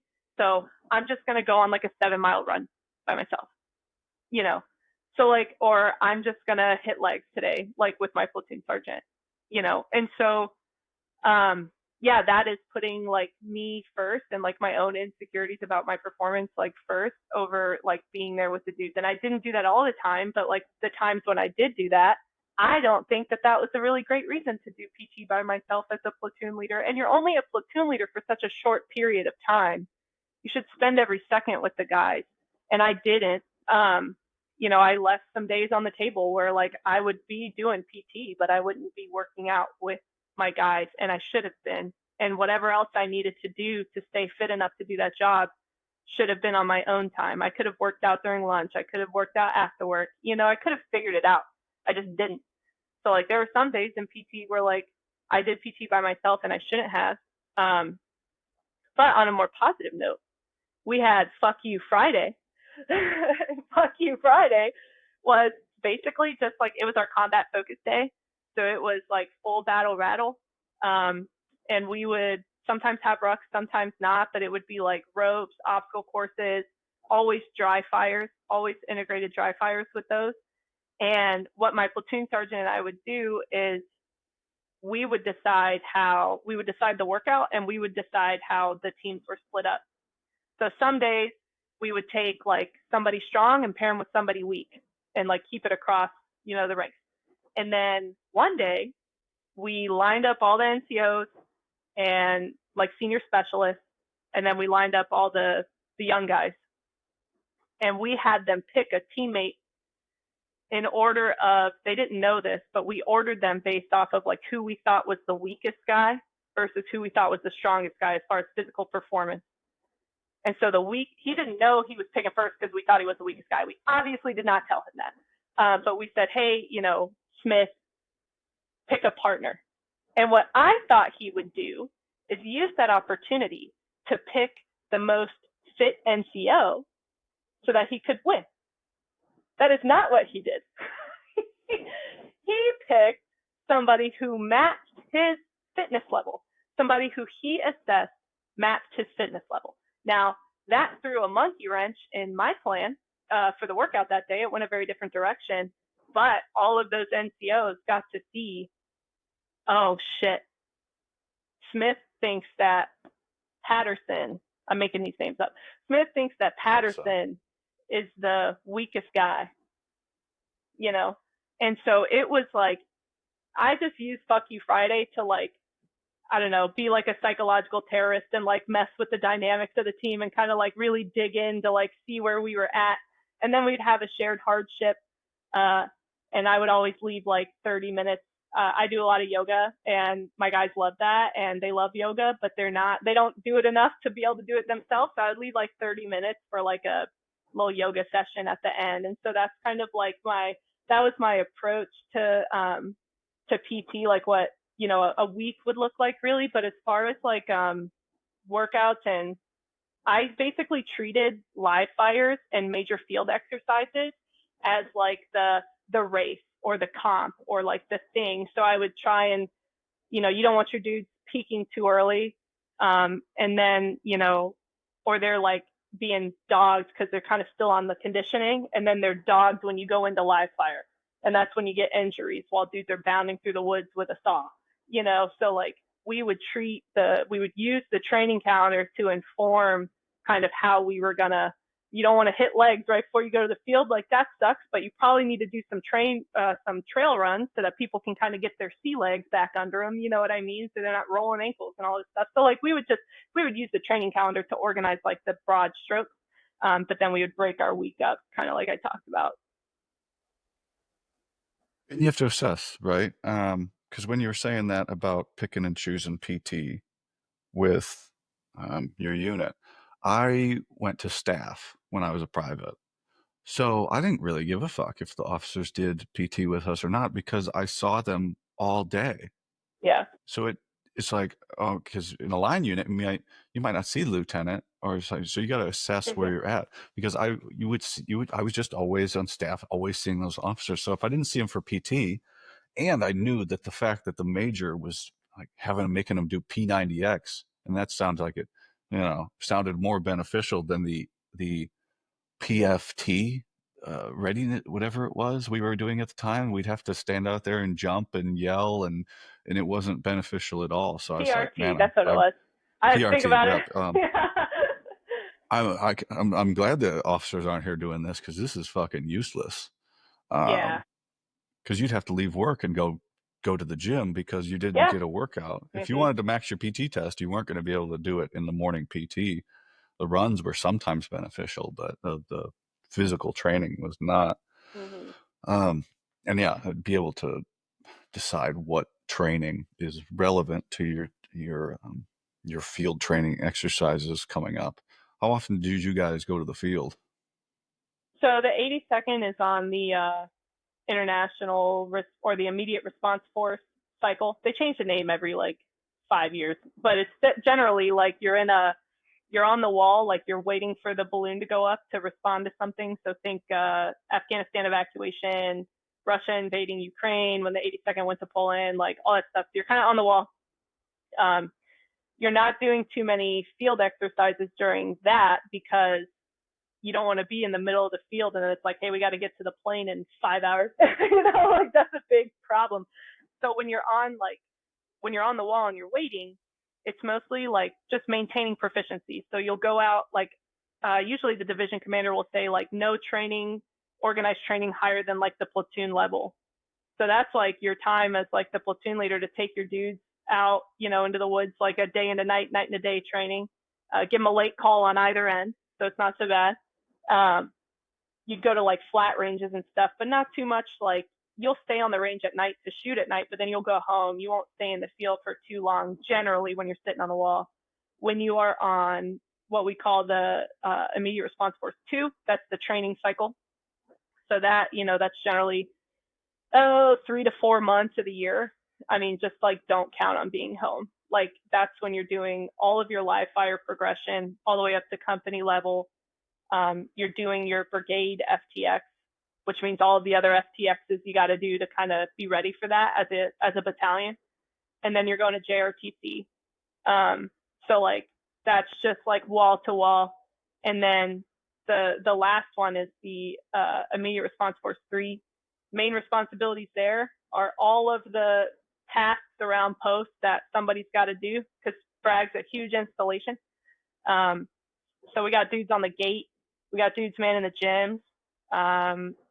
There's so many different tasks that have to go on to keep Fort Bragg running, and it falls mostly on the 82nd shoulders.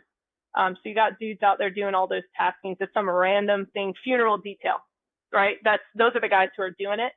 And then you're also like, it'll rotate out of that 3 months. Your battalion will spend a month being the people in charge of outloading the brigade that has to respond.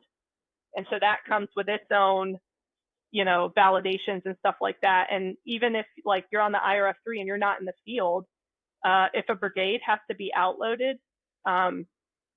you're going to spend some nights outside just at the airfield, not in the field. So yeah, like it's a good portion of time gone if you're in the 82nd. But like as far as, and if people disagree with me, I don't care. But like as far as infantry divisions in the Army, the 82nd's like working the most, 100%. So like if you are thinking about enlisting, you want to be an infantryman, and you want to go to a division that's working, it's the 82nd all day. And that's why. It's because we're in a constant validation cycle, because we have to always be ready. Yeah, I don't know that people are going to disagree with you. They just are going to. I'm sure everybody has the shittiest, we're doing the most, or we're going this place, Yeah. all that. But everybody's got that. So everybody can have their opinion as long as they leave a comment. I'll be But happy yeah, with like, whatever they share, have get to say. mad in the comments. Like, share, describe. I don't care. But yeah. No, the 80 seconds always going somewhere. I interviewed somebody the other day that actually got spun up and left on the 36-hour notice or something like that. And he said it Mm-hmm. was actually a lot more standing around than you think it would be. We Yeah. got this little amount of time, but it was kind of, we're real busy, and then we stood around, and then we were real busy, and then we stood Mm-hmm. around. So I was like, oh, it still sounds, he said it was pretty cool, but uh, to actually get to do all that shit you talk about, because you're always just getting ready and then you don't do it, and getting ready and you don't do it. What So you got with your soldiers, working with them, that's your most of your interaction, but they're not, your raider or your senior raider or the people you work with all the time. What are your interactions with them like, and what do they think about you? Because there's not really too many. They couldn't have had much interaction with a female infantry officer or officer at this point, right? So it's new for them as well. What's your, I don't want to say reception like on staff, with the staff?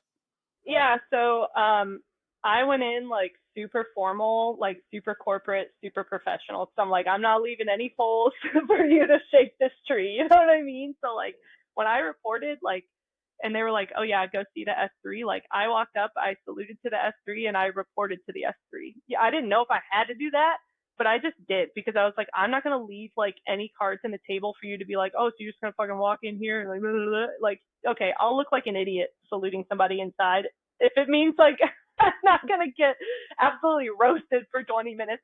So I took the professional approach. People like, the senior leaders in the battalion were very curious about my experience in Ranger School, how many times I recycled, and like what month I was there, was it winter, da da da da da. Like very curious about all that stuff. Um, I felt like the reception was pretty normal. So the senior leaders hadn't worked with like a female infantry lieutenant yet. Maybe some of them had, but if we're assuming like they hadn't, because I don't really know. Uh, at that level, you are working with everybody. You know what I mean? Like if you're a battalion S3, like at this point, you probably, while you're an infantry company commander, you probably had like a support company commander that was a female, or you worked with the engineers and that commander was a female, and she had female platoon leaders and all that stuff. So like you've been around for long enough that you've seen it. Um, and then, it was some of the NCOs that like really hadn't worked with women before. Maybe they had a female supply sergeant, but that's like still limited interaction. You know what I mean? So seeing a female like in my role specifically, probably a mixed bag of whether or not they had seen it. I didn't feel like anyone was necessarily rooting for me to fail. Because like no battalion commander wants the PL that sucks. No private wants the PL that sucks. no company commander wants one of their PLs to suck. Like everybody just generally going in position, whether they doubt you or not, they do want you to do well for their own personal like reasons because your performance impacts them. I think like the one thing that did happen with my battalion commander, like I got a platoon probably 2 weeks after I was there, so that's pretty quick. It just depends on like where you are in the officer move cycle. It's just luck. It's not necessarily about whether or not you show up with a tab. It's not necessarily about like if they like you. It's just, is there a platoon open? Do we need somebody? Yes, no. You know what I mean? So some platoons opened up. He's setting his team because the battalion commander picks platoon leaders, brigade commander picks company commanders, essentially. So I'm really excited because I've heard that I'm getting a platoon and I cannot wait. And I'm so excited. And I call my mom and I tell her, and my mom's been around the block, she's been in the Army for a long time. She's like, be careful because they might be putting you in the problem platoon. And I was like, why are you being a bummer? Like, like I'm stoked. And I called you to be happy. Yeah. Why do you got to give me real world information that's useful? God damn it. Yeah, exactly. And so the BC doesn't counsel lieutenants until you're about to go take a platoon, and that's your initial counseling. You might get an initial counseling from like the F3, but the BC's not really necessarily super interested in like sitting down and talking to you about your career goals until he's, rating you as platoon leader. And so he sits me down. I'm so excited. And he goes, you're going to BCO, and BCO's got a culture problem. And I'm like, fuck. Like, this is exactly what I did not want, because not only do I have to figure out how to like be a female leader in this organization that doesn't have a lot of female leaders, I also have to figure out how to be a leader, period. And now I'm going to the problem company. And I was like, well, maybe it's just a coincidence. Maybe it's just the platoon that opened up. He's just trying to be honest with me about what's going on, because I try to think the best. And then later on down the line, I find out from one of my subsequent platoon sergeants, they're like, hey, we cannot believe that the BC put you in so-and-so's platoon, because that was like the most sexist dude in the battalion. And I was like, nuh-uh. No way, dude. And like, you don't, like, people aren't coming up, you don't have the relationships where people are coming up and telling you to like who to look out for, you know what I mean? And it's like, now looking back, I'm like, man, like, you could have put someone else there, but it seems like you didn't want me to do that good. So that's how it felt. If you were to sit the BC down and ask him why he did what he did, it could be a myriad of answers, but it's really hard for me to look back on that and be like, you wanted me to succeed. It feels like this thing where it's like, if I failed, he could be like, see, I told you she wasn't cut to like lead here. And if I succeeded, well, now his culture problem is fixed. So like he wins either way. And now I just have like more chip stack against me. Luckily, I got fired for making memes. So I got pulled out of that guy's platoon before it became a serious problem, which is probably like a blessing. I didn't know it at the time, but I don't know that like I was working hard on that relationship, and I felt like we were getting to a good spot right before I got yanked. But who knows? Like maybe it never would have worked, just because he had some core beliefs and me being there were antithetical to those core beliefs. And it is what it is. I'm not going to speak on the BC's behalf. I don't have all the information, Yeah. but I would lean towards, well, she's either going to figure it out or she's not. Yeah. That's probably most of the thought he put into it. Probably. I'm not saying that's what it is. What the fuck were in these memes? Nothing crazy, honestly. Like, I wasn't calling out like specific units. I wasn't calling out specific people or anything like that. So when I was like getting kind of dressed down, like over this stuff, the BC was like holding up memes that were screenshotted, which was like an incredibly difficult thing for me to go to because I genuinely thought they were hilarious. And so one of the memes it was this photo of Mick Jagger, and he's like sitting leaning over, like flirting with this girl, and then there's this like person on the other side of this girl who's not getting any attention and looks upset about it. And how I labeled it was Mick Jagger was any BC anywhere, because I wasn't even in this guy's battalion yet. The person he was giving all this attention to was a female who shows up with a tab. And then the guy that was getting no attention was everybody else who also showed up with a tab. And I was making fun of girls with a tab because sometimes we would show up and get this dog and pony show that we didn't deserve because all we did was complete a requirement for the infantry officer pipeline. It's not that big of a deal. So I was making fun of that. But for my battalion commander to hold it up and point at it, and I'm not allowed to laugh or be like, hey guys, like, can we all just agree that this is hilarious? You know what I mean? So it was like, it was little things like that. What actually got me in trouble was I referred to IBOLC, which was headed up by General Hodney, who was the commander of the Maneuver Center of Excellence. So IBOLC's under the Maneuver Center of Excellence. General Hodney's the guy in charge. I called IBOLC Papa Hodney School for Wayward Girls. And that was seen as disrespect to a general officer and conduct unbecoming of an officer. And so I got in trouble. So that was the thing that actually got me, was that little thing. I know what we're gonna use for the episode release picture now. What does that mean? No, I'm kidding. If I had it, I'd dig it up for you, but it's way gone. I'm not smart enough to find it. Nothing's ever gone. It's just good. I'm not smart enough to find it. That's pretty funny. I used to print out.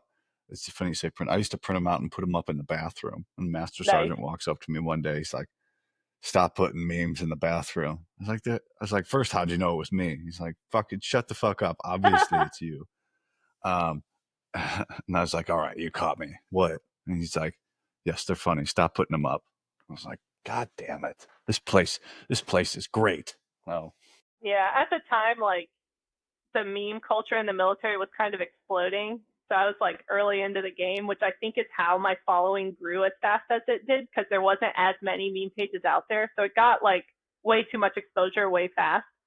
And commanders thought that they could control the internet, and they hadn't learned yet that they can't, and so they tried to control it through me and failed. So here they are, it is what it is. I think it's a tool for commanders to see what's really going on.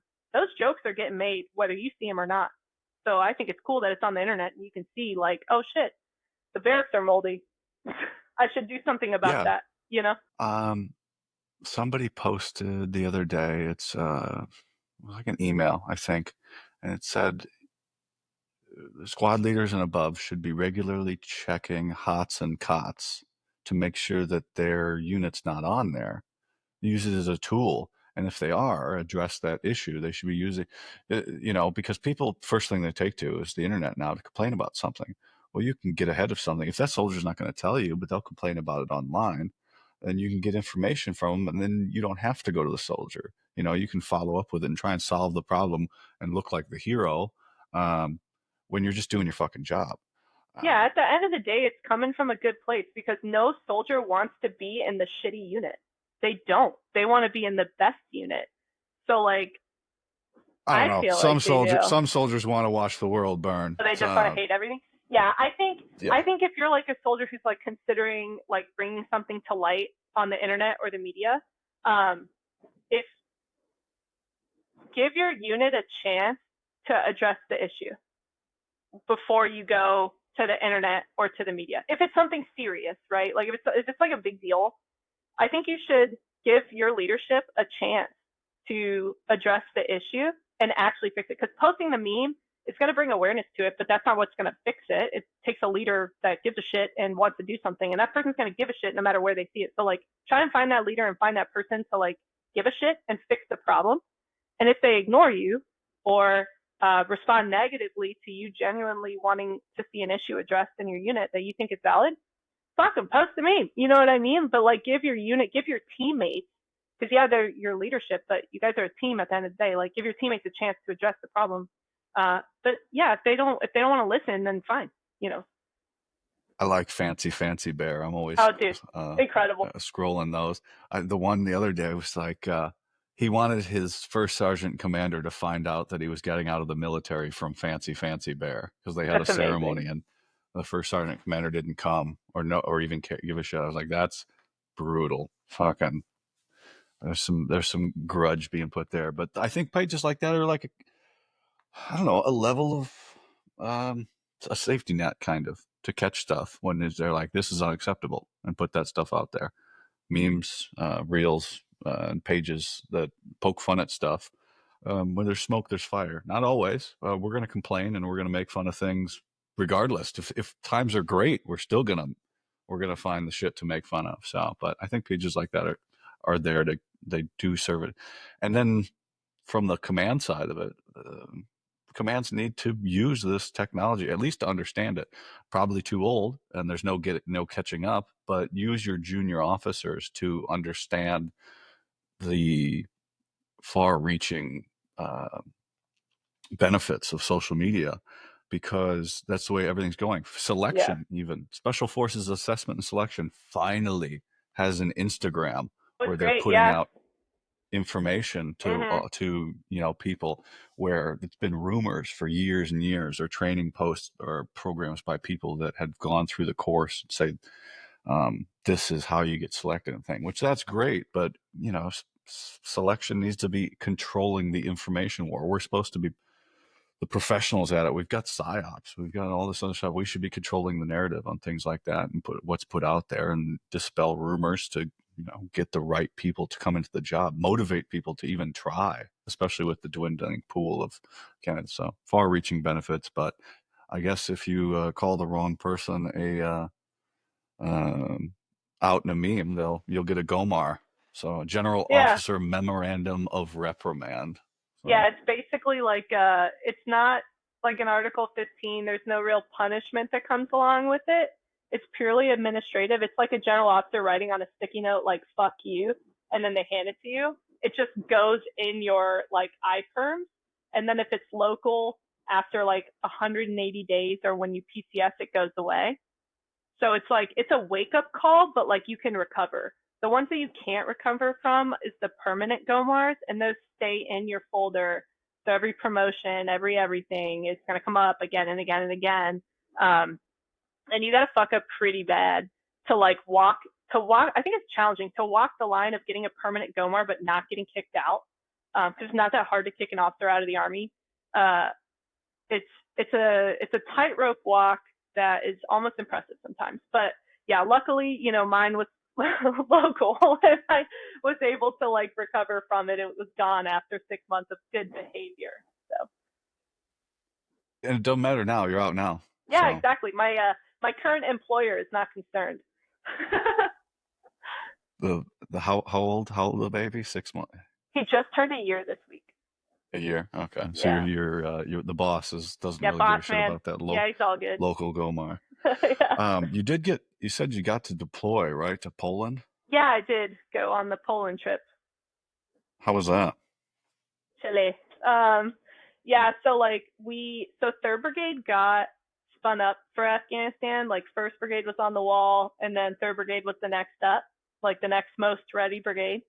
So we got spun up, and then you know at the because we got to be ready for the Pentagon to make a decision on the force package. That's pretty much it.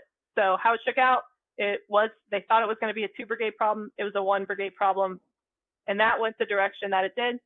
And then while First Brigade was gone, Third Brigade's sitting on the wall, and then Third Brigade continues to be on the wall after they get back, and then this whole Russia thing starts to boil up. And we started doing things to get ready, but because of what happened to Third Brigade with the Afghanistan pullout, I was like, when the plane lands in Europe, I'll believe we're going. You know what I mean? Like, I was so close and then didn't go that it was like really hard for me to believe any of it. But we still did all the things, like get all of our vehicles ready, pack the connexes, do all the things. And then my husband and I decided to have Valentine's dinner a day early because, it was just going to be like a crazy week. And so we, have Valentine's Day dinner. We sit down on the couch at the end of the night, and I look at my phone, and that fucking Signal app has messages on it.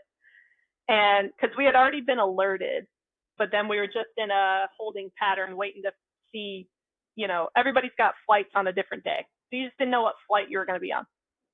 And yeah, so I get my message of when I had to report to battalion.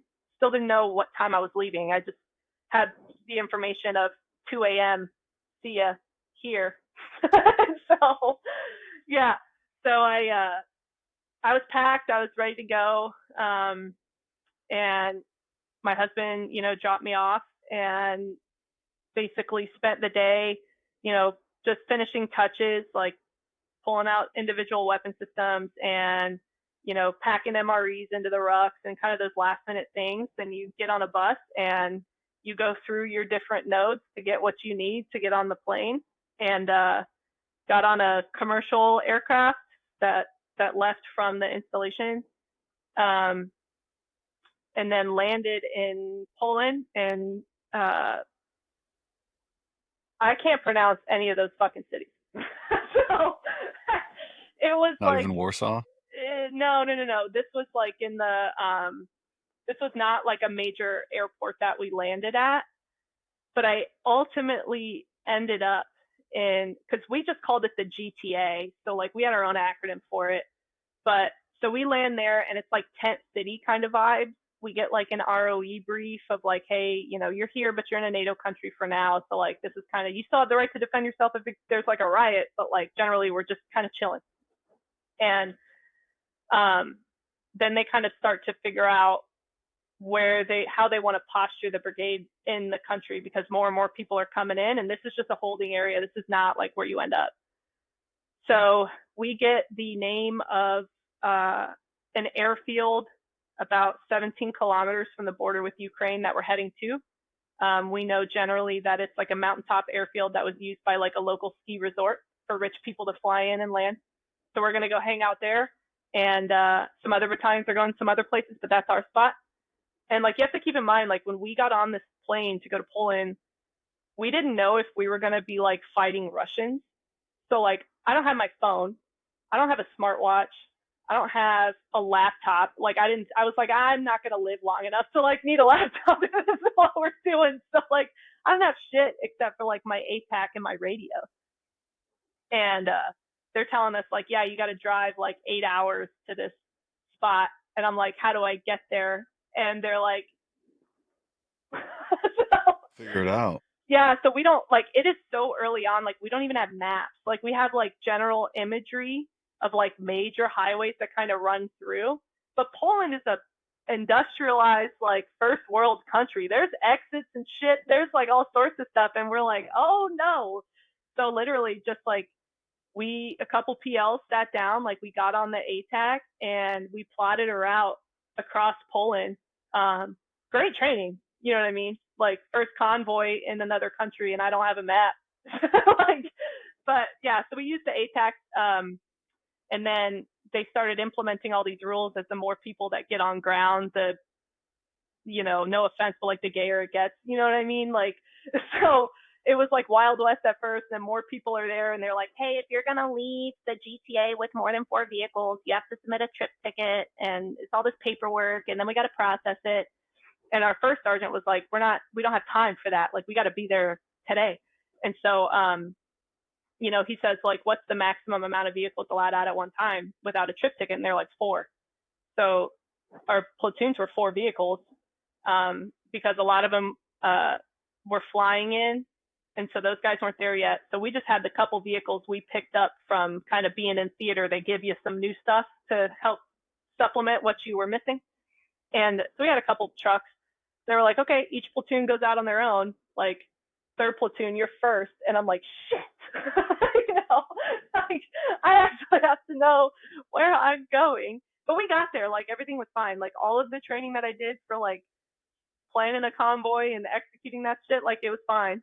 And we get to our little mountaintop airfield. I was in the heavy weapons company at the time. That's why I was moving in the truck.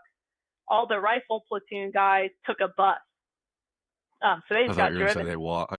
No, no, no. They rode a bus and they got there. They didn't have to nap. They didn't have to do shit. And they, so they're there when we show up.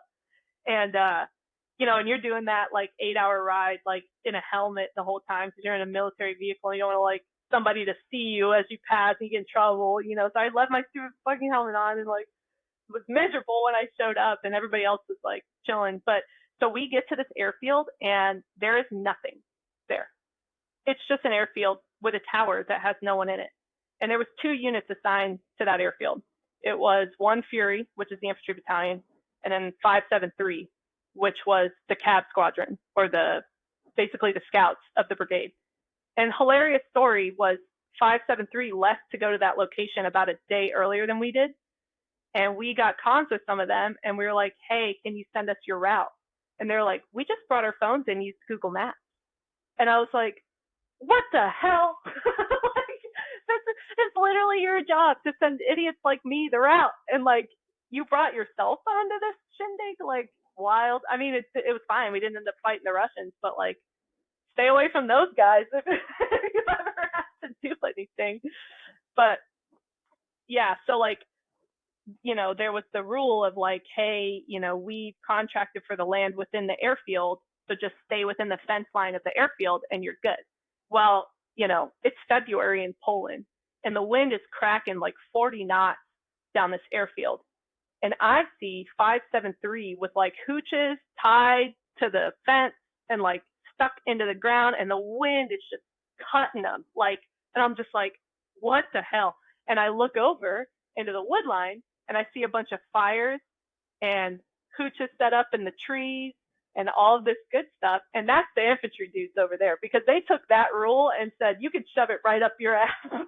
We Yeah, are I don't give not a fuck. sleeping exposed on the airfield like that. And I guess the commander of 573, he just didn't want to take that risk. But, so as many problems as I had just interpersonally with my battalion commander, like I had full faith and confidence that if I had to go to war under that man's charge, he was not going to make a single decision that was going to negatively impact like my guys unless it was absolutely necessary. Like he put his ass on the line and was like, no, I made the choice to go in the wood line.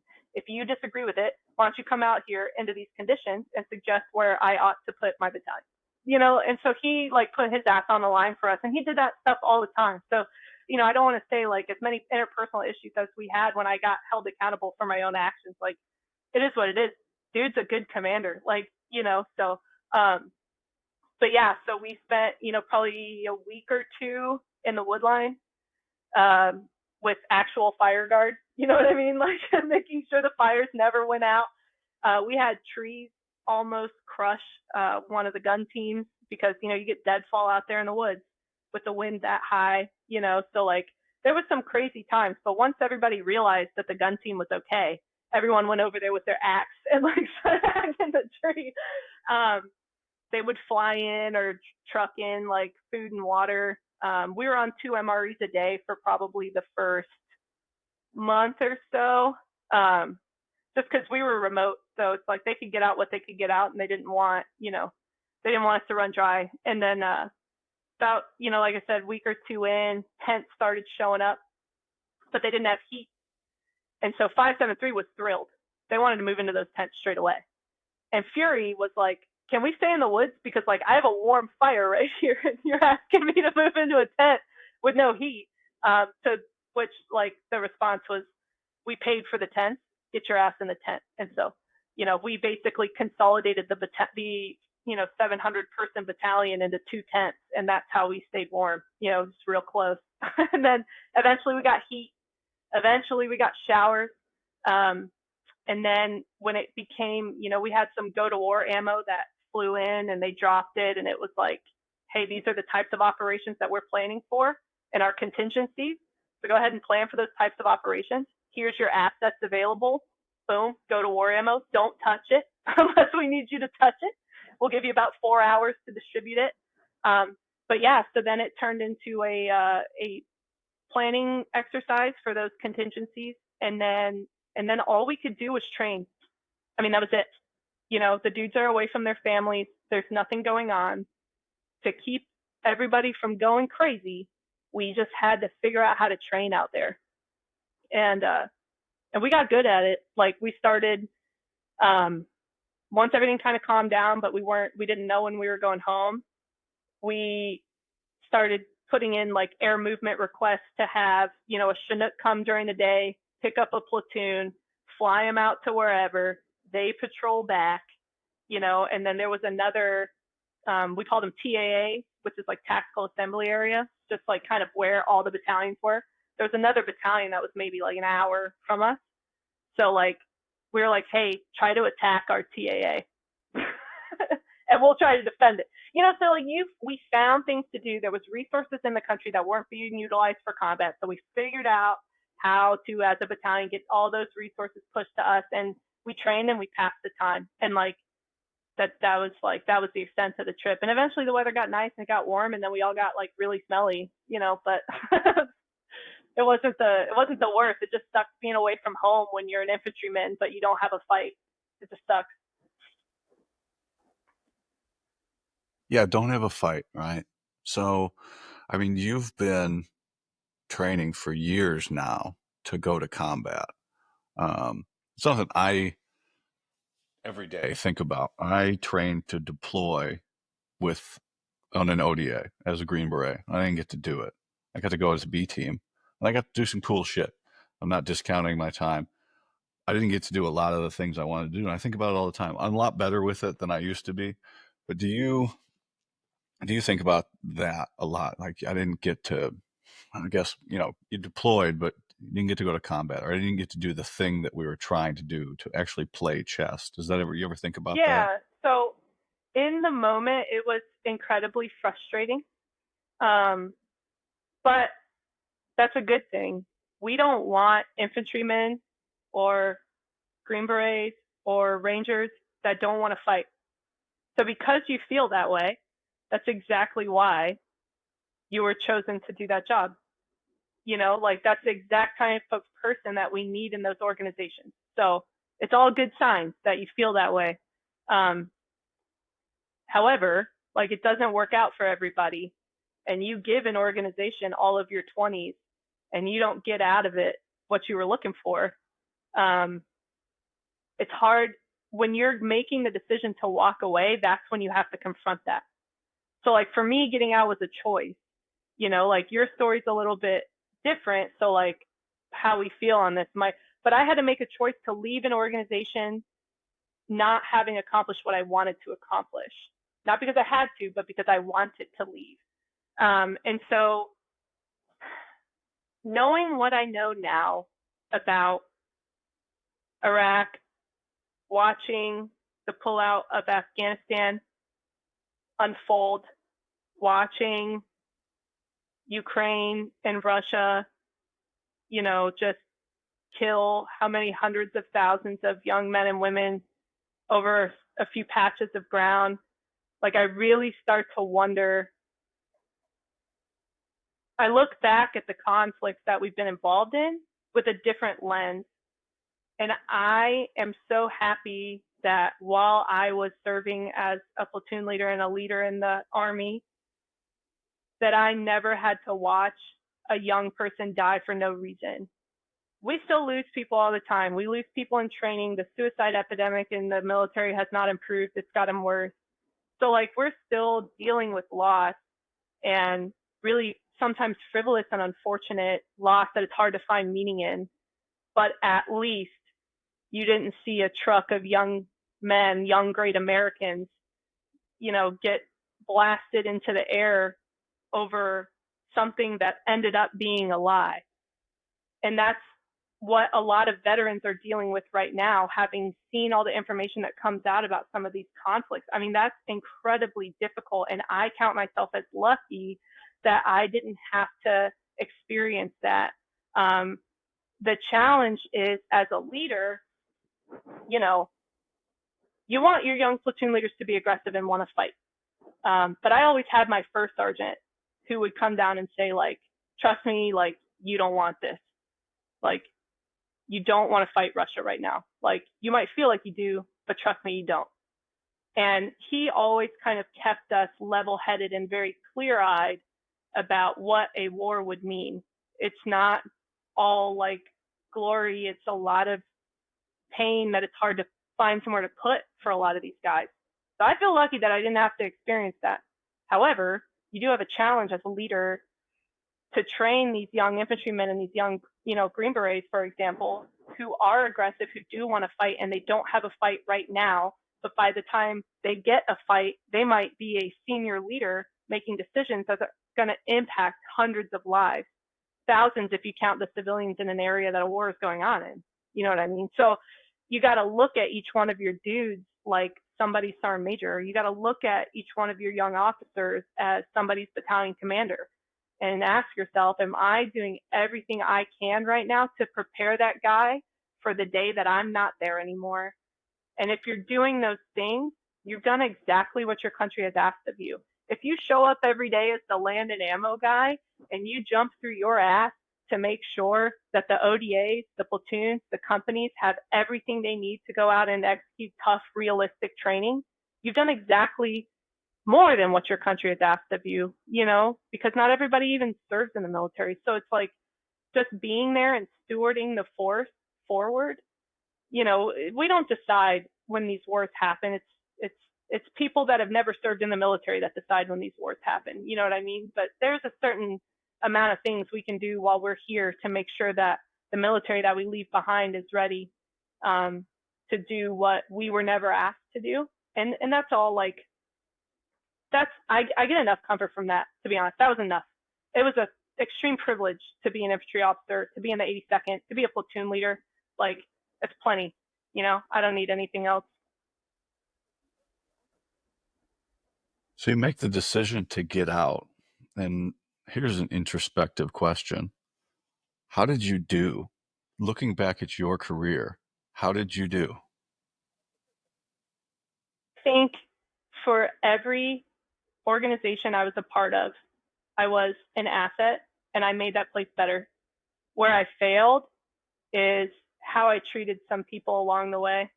I was probably, nice is not the right word. There were people that I didn't have faith that I could develop them, so I did not try. And I chose to put my energy and focus into other people. And that's probably where I failed the most, is my one-on-one interactions. Not with everybody, but there's certain people who you'll talk to them and they have nothing good to say about me, because they don't see all the work you do. Like, you've been on staff, nobody sees all that stuff that you do. But if you get into a spat with somebody or you call somebody out and you do it in a way that is just like completely unempathetic and cold, and you're not actively looking for value in everybody that you talk to, like, yeah, they're not gonna have good things to say about you, and I definitely failed in that. I mean, empathy was my weakness all the way through. I mean, from the time that I was a cadet through the day I stepped away. I have a child now, and so it's very different now. I look at everybody as someone's little boy or someone's little girl now, but I didn't then. I didn't have that perspective. And I failed in that area completely, like all the way through my 11 years in. I don't think I probably had moments where I was successful, but on the whole, like, no, I'm not successful at that. But overall, like, I think I left the Army a better place. Like, I left the 82nd a better place. Good. And you have to. I mean, that's one thing good person, good soldier will be like, yeah, I did some good things, but, I did this. I could have done this. I should have done this. And to pass anything on, to listen to those things and to be able to admit, I probably could have been better here. I probably could have been a better, listener or dug a little more into the root issue.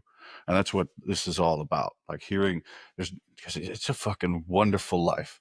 It really is. It's very rewarding when you're doing what you really want to do with people that you want to do. But there's a price to pay for a lot of those things. You have to sacrifice things, and you don't have to do it because we do things for repetition and we do it multiple times, but every time you do something, that's the only time you're going to do it like that, right? Yeah. And we fuck up sometimes, and it's important to recognize and learn from other people that do it. And hopefully, you will make mistakes, you will fuck up often, and maybe you won't fuck up as bad, or maybe a little light will go off in your head, and you'll be like, I've heard this one before. I got to go this way because this person said that, and you'll make a new mistake. And hopefully you'll learn from it and pass it on down the road and improve on things. But you're gonna have bad days. You're gonna have, and Yep. hopefully you have more good days Yeah. than bad days. Exactly. Uh, um, what does your husband think about all this? Um. Yeah. He.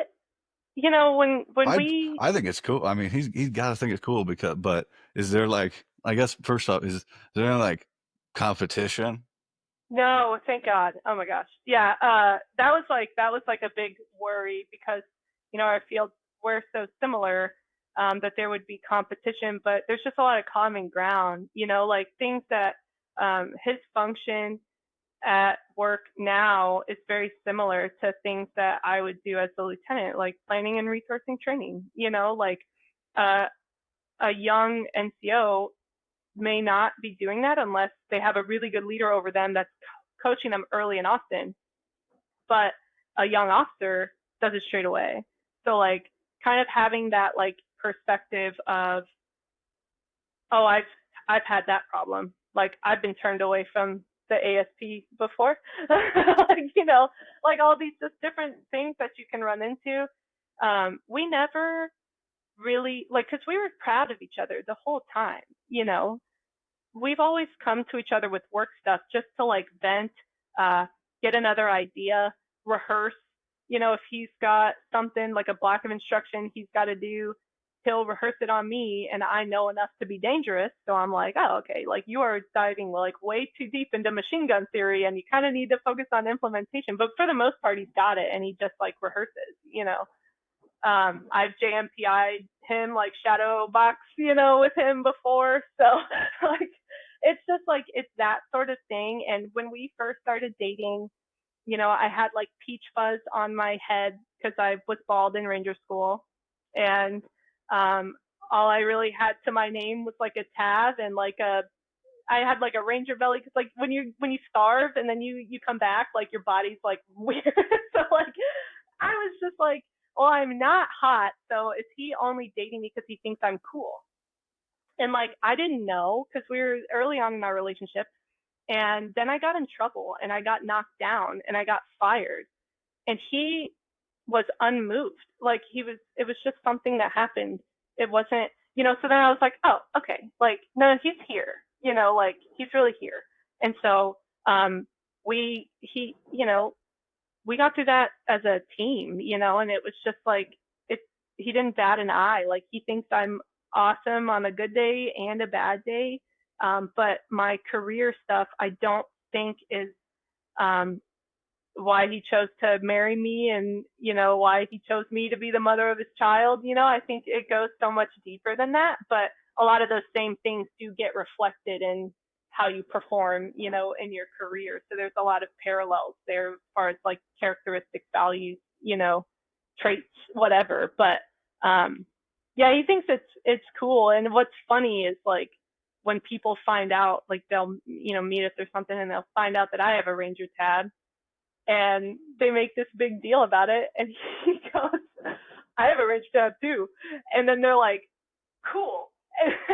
And then he's like, see, you see how no one cares that I have one? And it's really funny because he's kind of proving to whoever that person is, like, oh, so you do think less of women. That's why you're so much more impressed when a woman has a Ranger tab, and you don't really care when a man has one. Like that says a lot Is that about what you're you. saying about? Is that what you're saying about me? No, I'm only on because he can't be on. But like, you know what I mean? So you toss me a bone and let me come on and talk. I mean, I have different experiences and perspectives, and we're like, he's clear eyed about that. But it's just like that thing is hard no matter who you are, and so like we should Oh, I didn't get to celebrate. go. Yeah, I exactly. didn't get Like to go. we should. I would have loved to have gone and got it and fucking had it. I didn't get to go. Yeah. Fuck, And I you know. hate when people like make it like such a big deal, because for me it like feels like a past life. Like I said earlier, the life, the football field in Ranger School's a blade of grass. It was part of my pipeline, so it's like it's not everything that I am. Like I was the same girl walking in as I was walking out. I just had learned a few hard lessons. You know what I mean? So it's like I'm more than that, and that's why like shows like yours are really great, because like you sit down and like you get down to like who the person is. Like it's cool to talk about the accomplishments, establish some trust, some credibility, like whatever. But at the end of the day, like there's a soul in there, and there's a person and a whole life of experiences. Yeah. I was a fucking nobody in a cornfield in Illinois, and I did all this cool people that people think is great, but I was just a fucking kid. I I tried hard. I put my mind to it and I fucking did it. I didn't quit. I just did it. And then when I like great part of having you on, 154 women have Ranger tabs. There's probably majority of them are still in, right? So how many? There's no information out there that needs to be out there. That's my show for, and Denny and some of the other people. And then there's a comfort level with talking to somebody that's in the field and that understands and Yeah. that has similar background and experiences where, okay, I know generally, I don't understand completely because we all have different careers, but I understand generally and I can point to get the information that's important out. At least I think so. And I think it's great. Like fucking, you can't just hop on there and find that information. And if you do run into somebody in uniform, you can't have that conversation because that's a different person in uniform. Yeah. Especially like active duty Green Berets compared to me. That's not the same person. Like just me compared. I was a fucking dickhead, you know, but that's kind of the life. And you're around other guys all the time, high level, and you're not as nice as when you get out. I'm not. I mean, I'm a lot nicer now. I'm a lot more easy to Yeah. talk to, You're not but stressed out either. that's Like, you know what I mean? Like, yeah. it's a totally different pattern of life that you're in, and you can really just like enjoy it because you worked hard to get right where you are, and like, and when it comes to like talking about your experiences and stuff, like people need to understand like whatever their perceptions are of like women on the line or in special operations or whatever's going on in this comment section, like don't think that you're getting like an insight into what it's like in the cough or in the team room. Like if you want to know what it's like in the cough or in the team room, like raise your right hand and go there, because it doesn't look like the comment sections at all. Because these women that like I didn't do a podcast when I was in. I wasn't dancing on TikTok in uniform when I was in trying to get like attention. I just wanted to do my job. And now that I'm out, I would see so much shit going on the internet that I had like a real problem with, and I would be like, I wish like there's so many normal girls out here just like doing their job, and they're just as wild as their male counterparts, and they're crazy, and they're athletic and they're fit and they're strong and like they're ambitious just like the guys are. And it's not every girl's going to be that way, and there's always going to be a very low number of women in these fields, rightfully so, but I do think we should allow someone to follow their dreams if they're qualified. That's how I feel about it. And like they're not going to reach out and like put themselves out there because they just want to do their job. They don't want the spotlight. And so like that's why like I was like, I don't know, I wrestled with like whether or not I should talk about my experiences or anything like that, but it's just what I know. You know what I mean? And so like yeah, now that I'm out, I'm free. And I will come out and I'll talk my shit and like I'll say everything that I wish like I could have said when I was in. I just didn't feel like, because I'm still speaking for the uniform while you're in, you know what I mean? And so now I'm not. Now it's just like the has been flag in the back. But like, it's just like I feel like there just needs to be more voices out there of people who are just kind of doing their job every day and they don't want anything special. They don't want any recognition or anything like that. Their stories are remarkable, but you got to dig for them.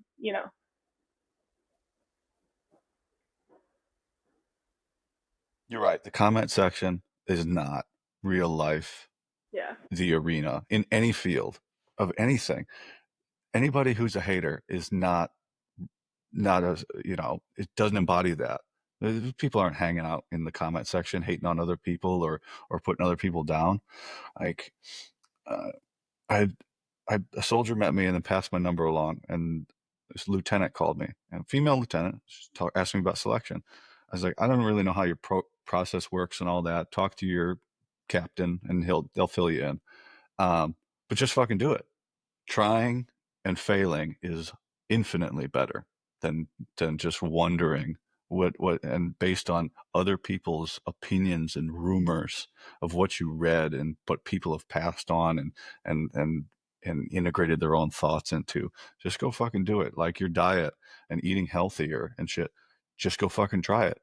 If what you're doing is not satisfying you or working for you now, what's changing and trying something else to improve your life going to affect you in any way? Is it probably going to make it worse? Probably not. It's probably going to make it better. You're going to feel better about yourself and the decisions you make and the path you're pushing. And then once you start to get confidence, maybe you'll start succeeding in a way that you would just want more of it and you want to go to the next level. And then hopefully you rise to a position where you can influence real change on vast amounts of people or soldiers or the people around you. That's real the success later on as you get to the place where you want to be and you can make a difference. So Yeah. And there's hopefully like, people yeah, take there's that. so many ways to do that. Like staying in, you can get to that high level and impact tens of thousands of people, you know? And then even if you get out, like you can still reach people, which is like what you're doing with the show. What I'm doing with natural products is like trying to talk to people who don't have a natural brand that really like talks to them or meets them where they're at, and it's like you get out and like you have all that perspective and you have all that understanding. And if you're in the military, like, and you're not a dirtbag, you're used to doing a lot with very limited resources, like maxing out very limited resources, making decisions, analyzing, the information you have and the assets that you have, and then coming up with a course of action and comparing them and going forward. Like, dude, I'm sorry, but like that's what it takes to run a business. Like, like you're just so well suited to like go out. And like I used to have this thought when I was sitting on staff and I was like a little bit miserable because sometimes staff work is not the funnest. I would be like, if I worked half as hard for myself as I do for this organization, like I'm gonna be fine. Like I don't need to stay in the army because I'm scared that I'm not gonna be able to feed myself. Like I'm gonna be able to feed myself. I will land on my feet. But if I'm staying in the army, like it cannot be about that. And I think for a lot of people it is. I hope like with the 20-year pension thing kind of like going away for a lot of people, we'll have people that choose to stay in for more like altruistic reasons and not just like, well, this is my pension plan. You know what I mean? So like I really hope that like if people choose to stay in, like it's because they number one are having fun every day. You know what I mean? Like get out before it's not fun anymore. And like if you're not having fun, like start to take a look because like I got out kind of right at the cusp. Like I walked away, but I looked over my shoulder. You know what I mean? I didn't slam the door. And so like now I can look back on my experience as being something incredibly positive for my life. And I can carry it forward and I don't have to leave that person behind. Like, even if you didn't go to combat or you didn't live this glorious life that you thought you were going to live because you failed selection or you failed RAF or like you didn't get the branch that you wanted or like whatever, dude, like you still did. You stood on the wall for the greatest country on earth for however many years. And only you know if you did that honorably or not.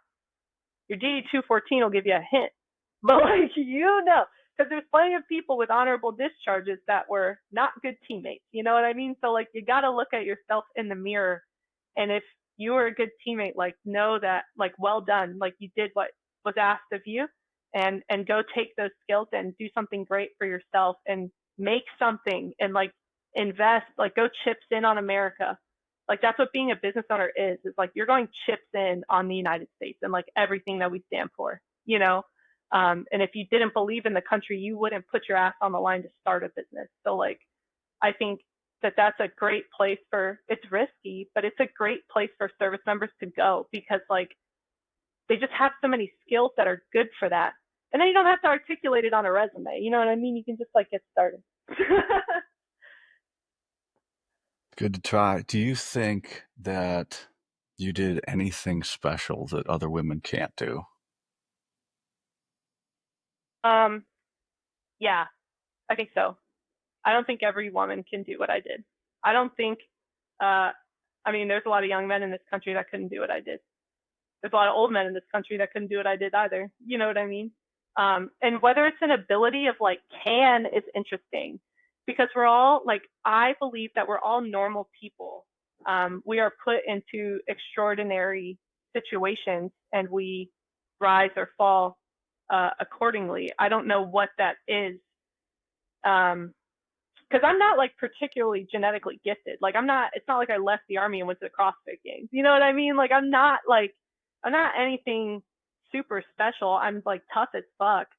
I'm too much of a coward to quit. You know, like that is like something that's inside me that I don't know that you can teach somebody necessarily. Um, but yeah, I don't think that everybody is capable of doing every single thing all the time. But I also don't think that like I'm superwoman. I know that I'm not. I know that I'm weak, in so many different areas. So it's like I don't know if it's a matter of ability, circumstance, nature, nurture, or some combination of all of those things lining up in one spot. But you don't have to be Superman to do the things that like we've done in the military. You just have to be like too much of a coward to quit. Too much of a coward to quit. All right, I got 5 questions I ask everybody, and then I'll cut you loose. Okay.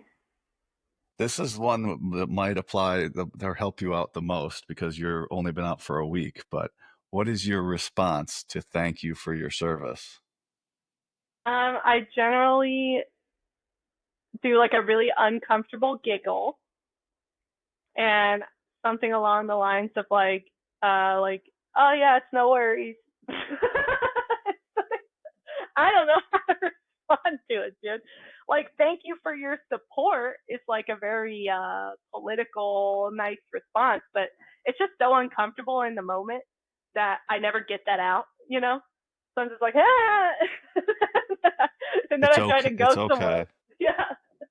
You've only been out for a couple days, so that's the common theme is the people that have been out for just a little bit. Yeah. But mine, I just say I'm it all was an ears. honor. Yeah. Thank you.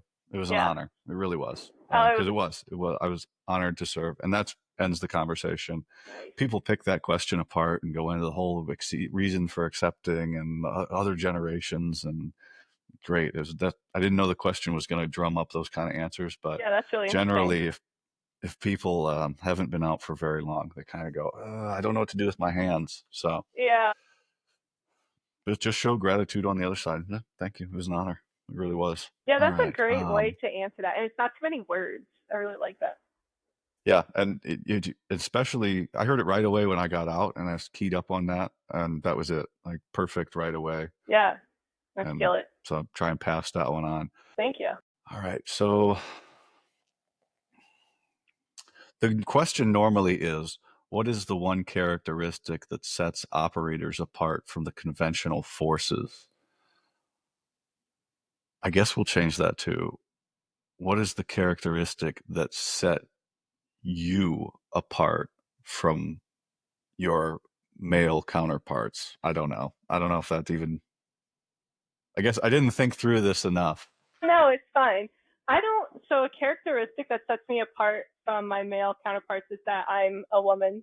So, like, in Yeah, I general, know. it's just like everything, like, there's just so many things that are different, but like, everybody's like different. So it's just like, my differences are easier to pick apart than two dudes who look exactly the same, but they're still different. I do, so like, my husband is a Green Beret, so I think I can comment on attributes that set an operator apart from an I can cut outsider. this whole fuck up. I can cut this whole fuck up of mine out, and we can start over, and you can answer the question truly. Okay, I forgot you can. about that part.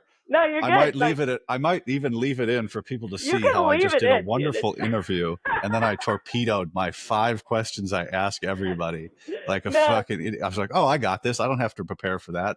Oh fuck, no one doesn't apply. no, it All would be right. a hilarious clip. Like, What? I'll just start over there. And Okay. scene. What is the one characteristic that sets operators apart from the conventional forces? Okay.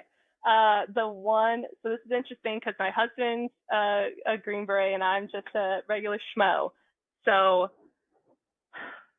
I think the characteristic that sets operators apart is extreme accountability, because they are on a smaller team, a smaller group or organization, um, sometimes catastrophically more assets, right, that they have to control and work with. Maybe you have one Green Beret that's got running a partner force of like 100 dudes, like uh, that is, it requires extreme accountability to work. Unfortunately, just because someone puts a green hat on their head does not necessarily mean that they flip a switch and hold themselves extremely accountable. So,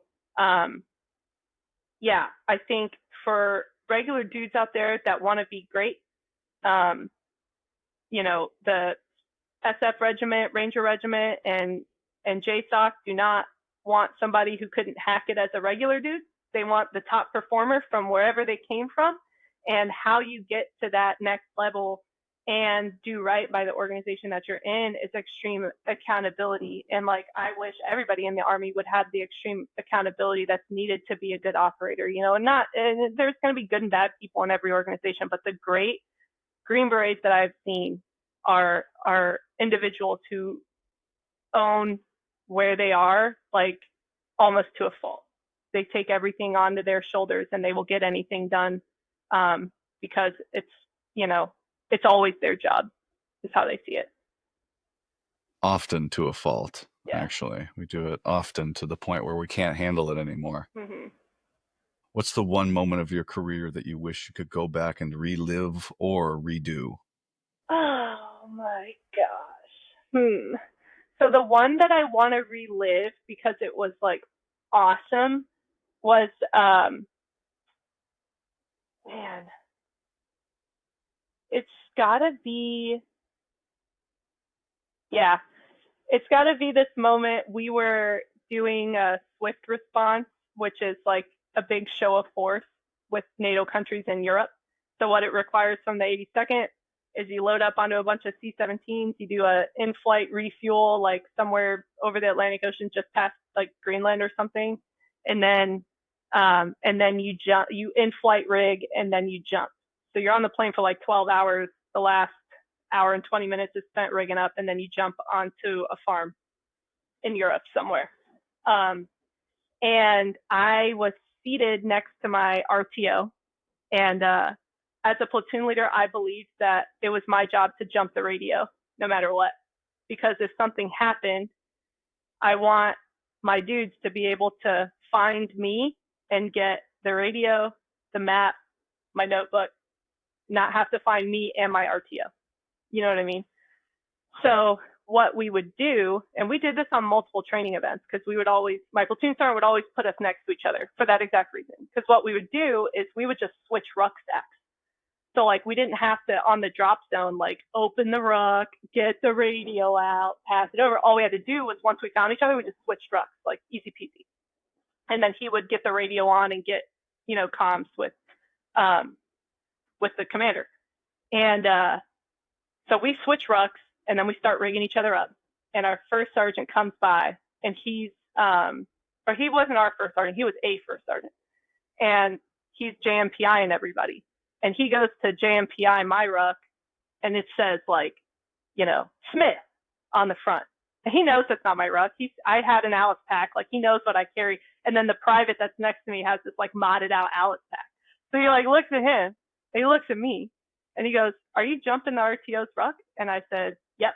And he's like, "Fuck yeah, you don't see that anymore." And like, that was just like the best.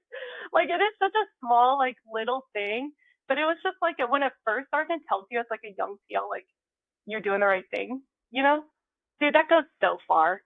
So that, and then the jump was fantastic. Like, for me, some other people got hurt. Bunch of like we jumped a little low to avoid some weather, and some people did not anticipate that and landed with their feet apart and got hurt. And I had gotten hurt in a similar way a few jumps before, so I had learned my lesson about jumping at night. And just like, if you go to lower your ruck and it doesn't come off and it's nighttime, just ride that shit in.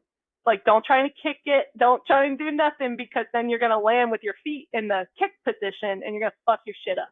So I I had learned my lesson already, so I had a fantastic jump.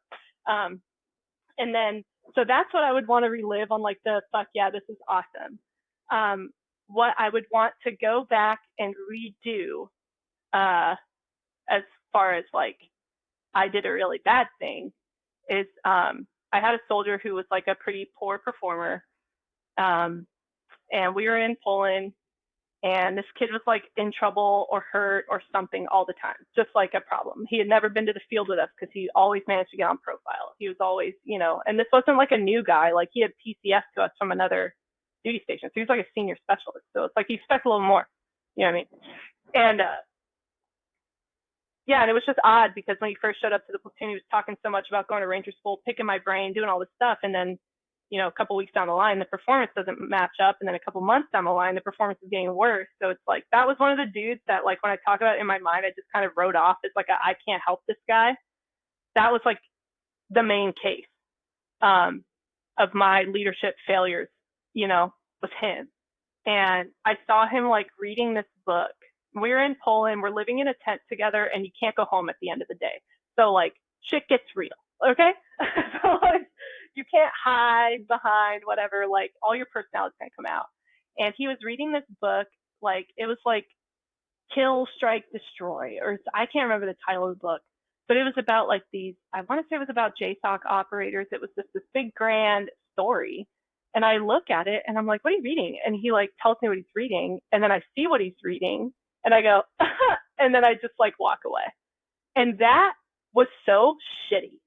That was so shitty of me, like, and I would give a lot to go back and, not everything, but I give a lot to go back and redo that moment with that kid, and not, yeah, like, something so small can just be like so damaging. It's just gross, and like I feel terrible about that, and I think about it like all the time. Hopefully he doesn't remember it. Well, he does. I guarantee you. Oh. I guarantee you he does, like, for sure. Yeah, that dude hated me, and rightfully so, because I did not treat him well. Well, I'm not going to try and make you feel any better, then. No, you can't. You can't. No, no. What is the best piece of advice that you received during your career? Okay, best piece of my advice I received during my career, obviously comes from my dad, but it's that integrity is the only thing no one can take away from you. You can only give it away, and that's not just like integrity in your words. It's integrity in your character and in your values.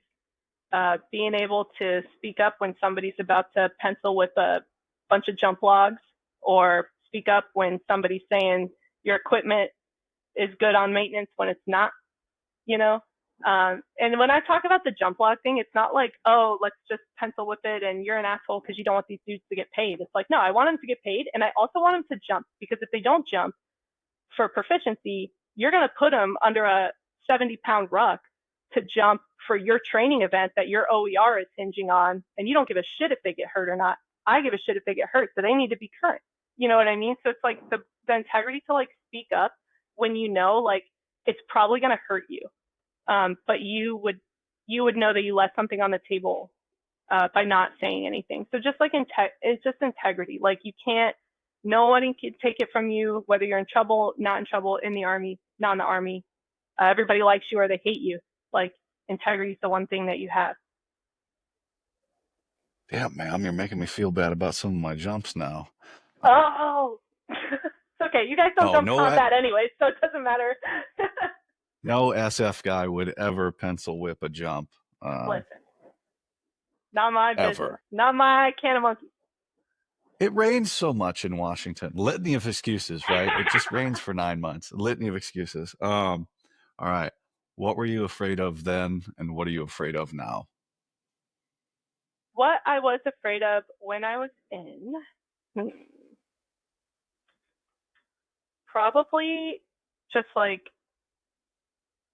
failure overall, um, or like making my organization like look bad, like doing something that would like not bring honor to the team that I was on. It's easy to feel that way in the 82nd because it's such a storied unit. Um, and there is like the top performing like NCO, senior NCOs and officers across the Army, like they come back to the 82nd multiple times in their careers. Like you might have dudes like that go back to Ranger Regiment, but before they can go to Ranger Regiments to be a battalion commander, they got to be a battalion commander in the regular Army. And so they do that at the 82nd. So like these are the types of leaders that you're working with, the types of dudes that you're working with. Like you just don't want to fail those guys and like make the 82nd look bad. I honestly probably felt more loyalty to the 82nd than I did to the Army in general. Like the Army in my mind is like very nebulous. Um, but I felt a lot of loyalty to the 82nd Airborne Division, and like my biggest fear was doing something that would make it look bad. My biggest fear now is, oh man, so much because I'm a new mom, not new, but my biggest fear now is like not being what my son needs me to be when he needs me to be it. And it will happen. I know for certain at some point I will fail that young boy in some area. Um, but what I try to do is just to raise him to be strong enough that, like, even if I stumble, he's going to be able to get himself through it until I can be the mom that he needs again. Because, like, you're not going to be the perfect parent. You're not going to be great all the time. There's days where you drop the ball, you know? And so I just want to raise a young American boy who's like strong enough to stand on his own 2 feet when people around him can't hold him up, you know? Yeah. Jess, how can everybody find you on the socials and buy your soap if they need to? But yeah, if you want to buy our soap, you can check us out on Amazon or tandlerstallow.com. We're getting into more grocery stores, so be on the lookout. Business is booming. Everybody's got to wash their ass. But on Instagram, that's where all the fun happens. You can go to Tandlers Trying Hard is our Instagram handle, and we post all sorts of military memes and soap memes and gardening and chicken content on there. It's pretty dope. I love it. Love it. I will have links to all of your socials and where they can buy your soap in the show description. Jess, you got anything for me? I just want to say thank you for what you're doing. Thanks for giving small fries the time of day, because it means a lot to like have our stories out there. Dudes in the 82nd, I guarantee you listen to your podcast, so you're speaking directly to them today. And I just want to thank you for everything you've done and continue to do. I really appreciate that.